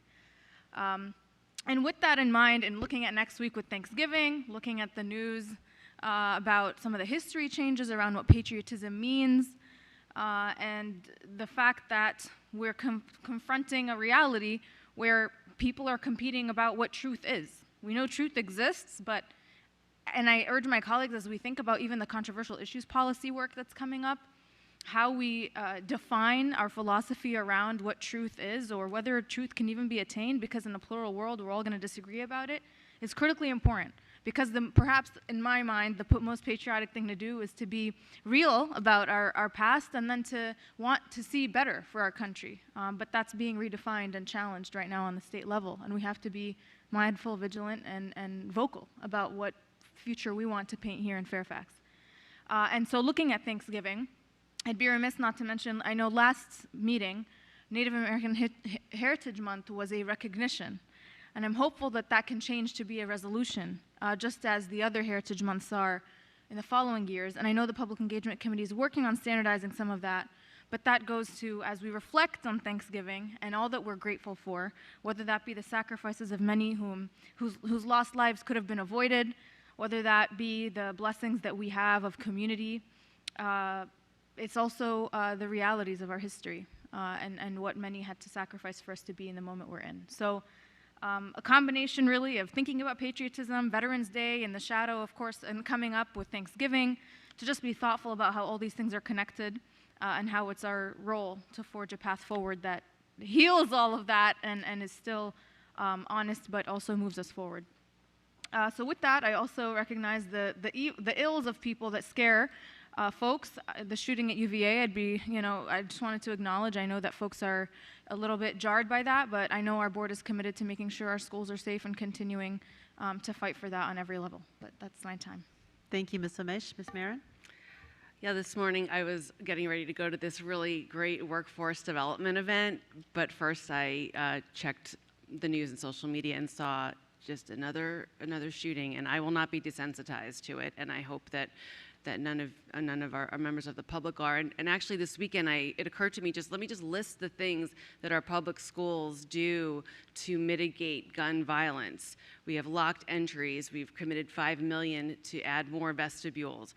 Policy banning guns on campuses and buildings, signage and trainage on enforcement, lockdown drills that terrorize our students, plans made up and kept up on what to do if there's an intruder, staff training on how to enforce those plans, how to communicate it to parents, asking parents annually to lock up their guns and safely secure firearms, and making lesson plans to teach students how to have gun violence prevention.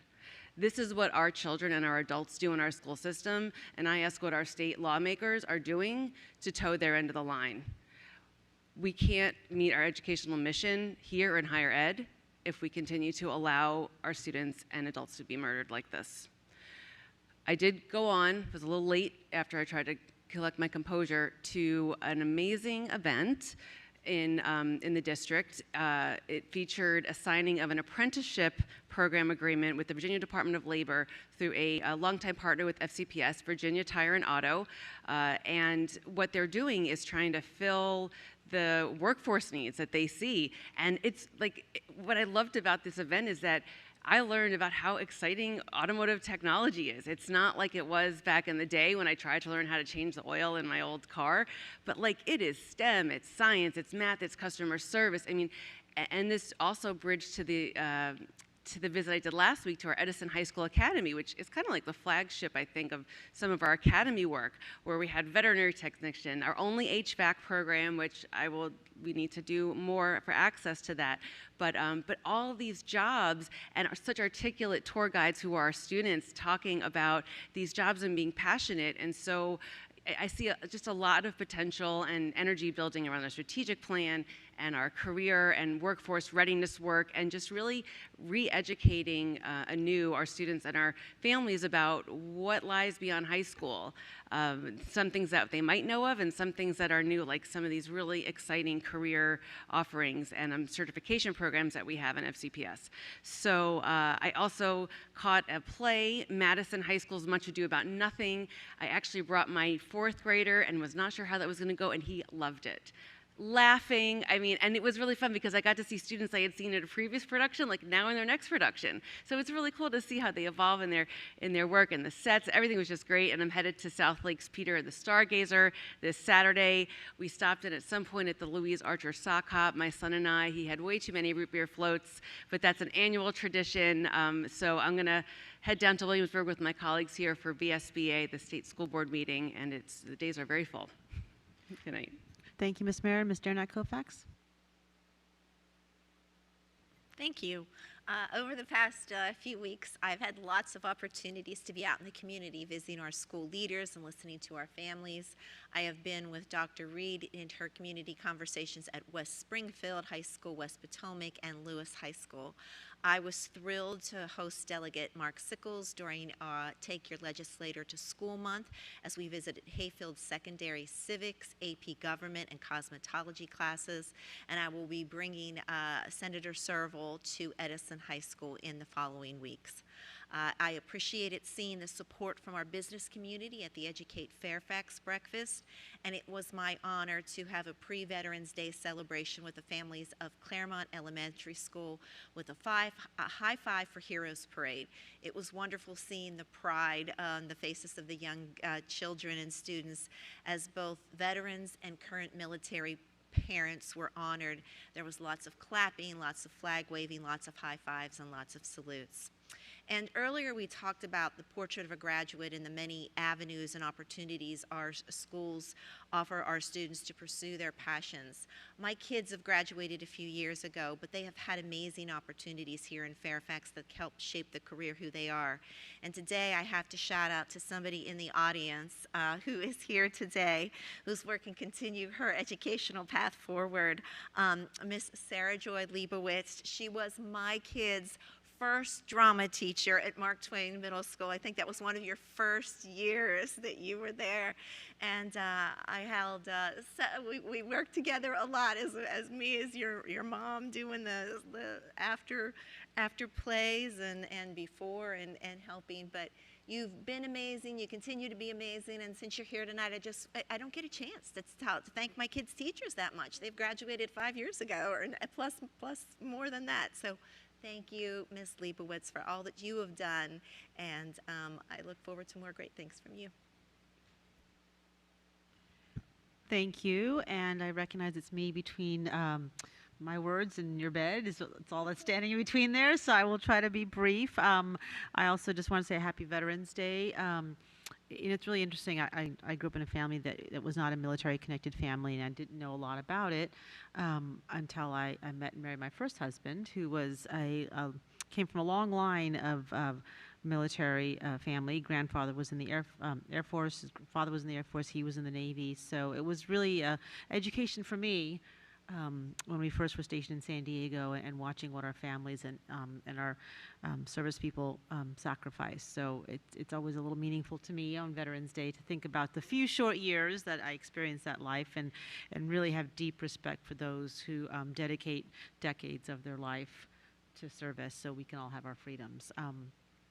I really appreciated all the work that Ms. Corbett-Sanders did to help me get ready for the VSBA Delegate Assembly and the work that we did to advocate for the really strong positions that Fairfax County added to the VSBA legislative package. And I won't go through them. I know Ms. Corbett-Sanders did, but really some really good stuff to make sure that we are compensated for our the extra testing that is required to provide services for substance abuse, work towards our JET goals as was a big part of it as well. So I'm really excited to be able to do that. I also really appreciate attending the Educate Fairfax Leaders and Learners Breakfast, and I'm really thankful for the partnership of our community organizations and our businesses, because really, you know, a strong public education system makes for a strong community, and a strong community makes for a strong public education system. So having an opportunity to really forge those connections and bonds is really important. I also really enjoyed dancing the night away at the ARC fundraiser on Saturday night with two of my colleagues. And for those who don't know the ARC, they do some really incredible work in our community, the ARC of Northern Virginia, to support people with intellectual and developmental disabilities in our community and help them live a life of full inclusion of their choosing, where they can find their best selves. So that was super, super exciting. I'm also really excited. I think I'll be on Friday night, Miss Marin, so I'll miss you, to go to South Lakes for Peter and the Starcatcher, and also to, I love play season. It's really exciting, and so I'm super, so go out there. If you are on my Facebook page, refollow it. I posted a link to how you can find the upcoming performing arts shows for across the county, so go check that out, because it is the cheapest way you're going to see what I'm going to put out there as Broadway quality work around the county. So really go check that out. I'm looking forward to spending the next few days at the VSBA meeting down in Williamsburg with my colleagues. I think it'll be great to learn and connect and bond. And the last thing I just wanted to put out there, that I had a great transition meeting with staff to talk about some of our needs around transition, and I appreciated bringing staff together from different areas. And I'll stop talking now and say this meeting is adjourned.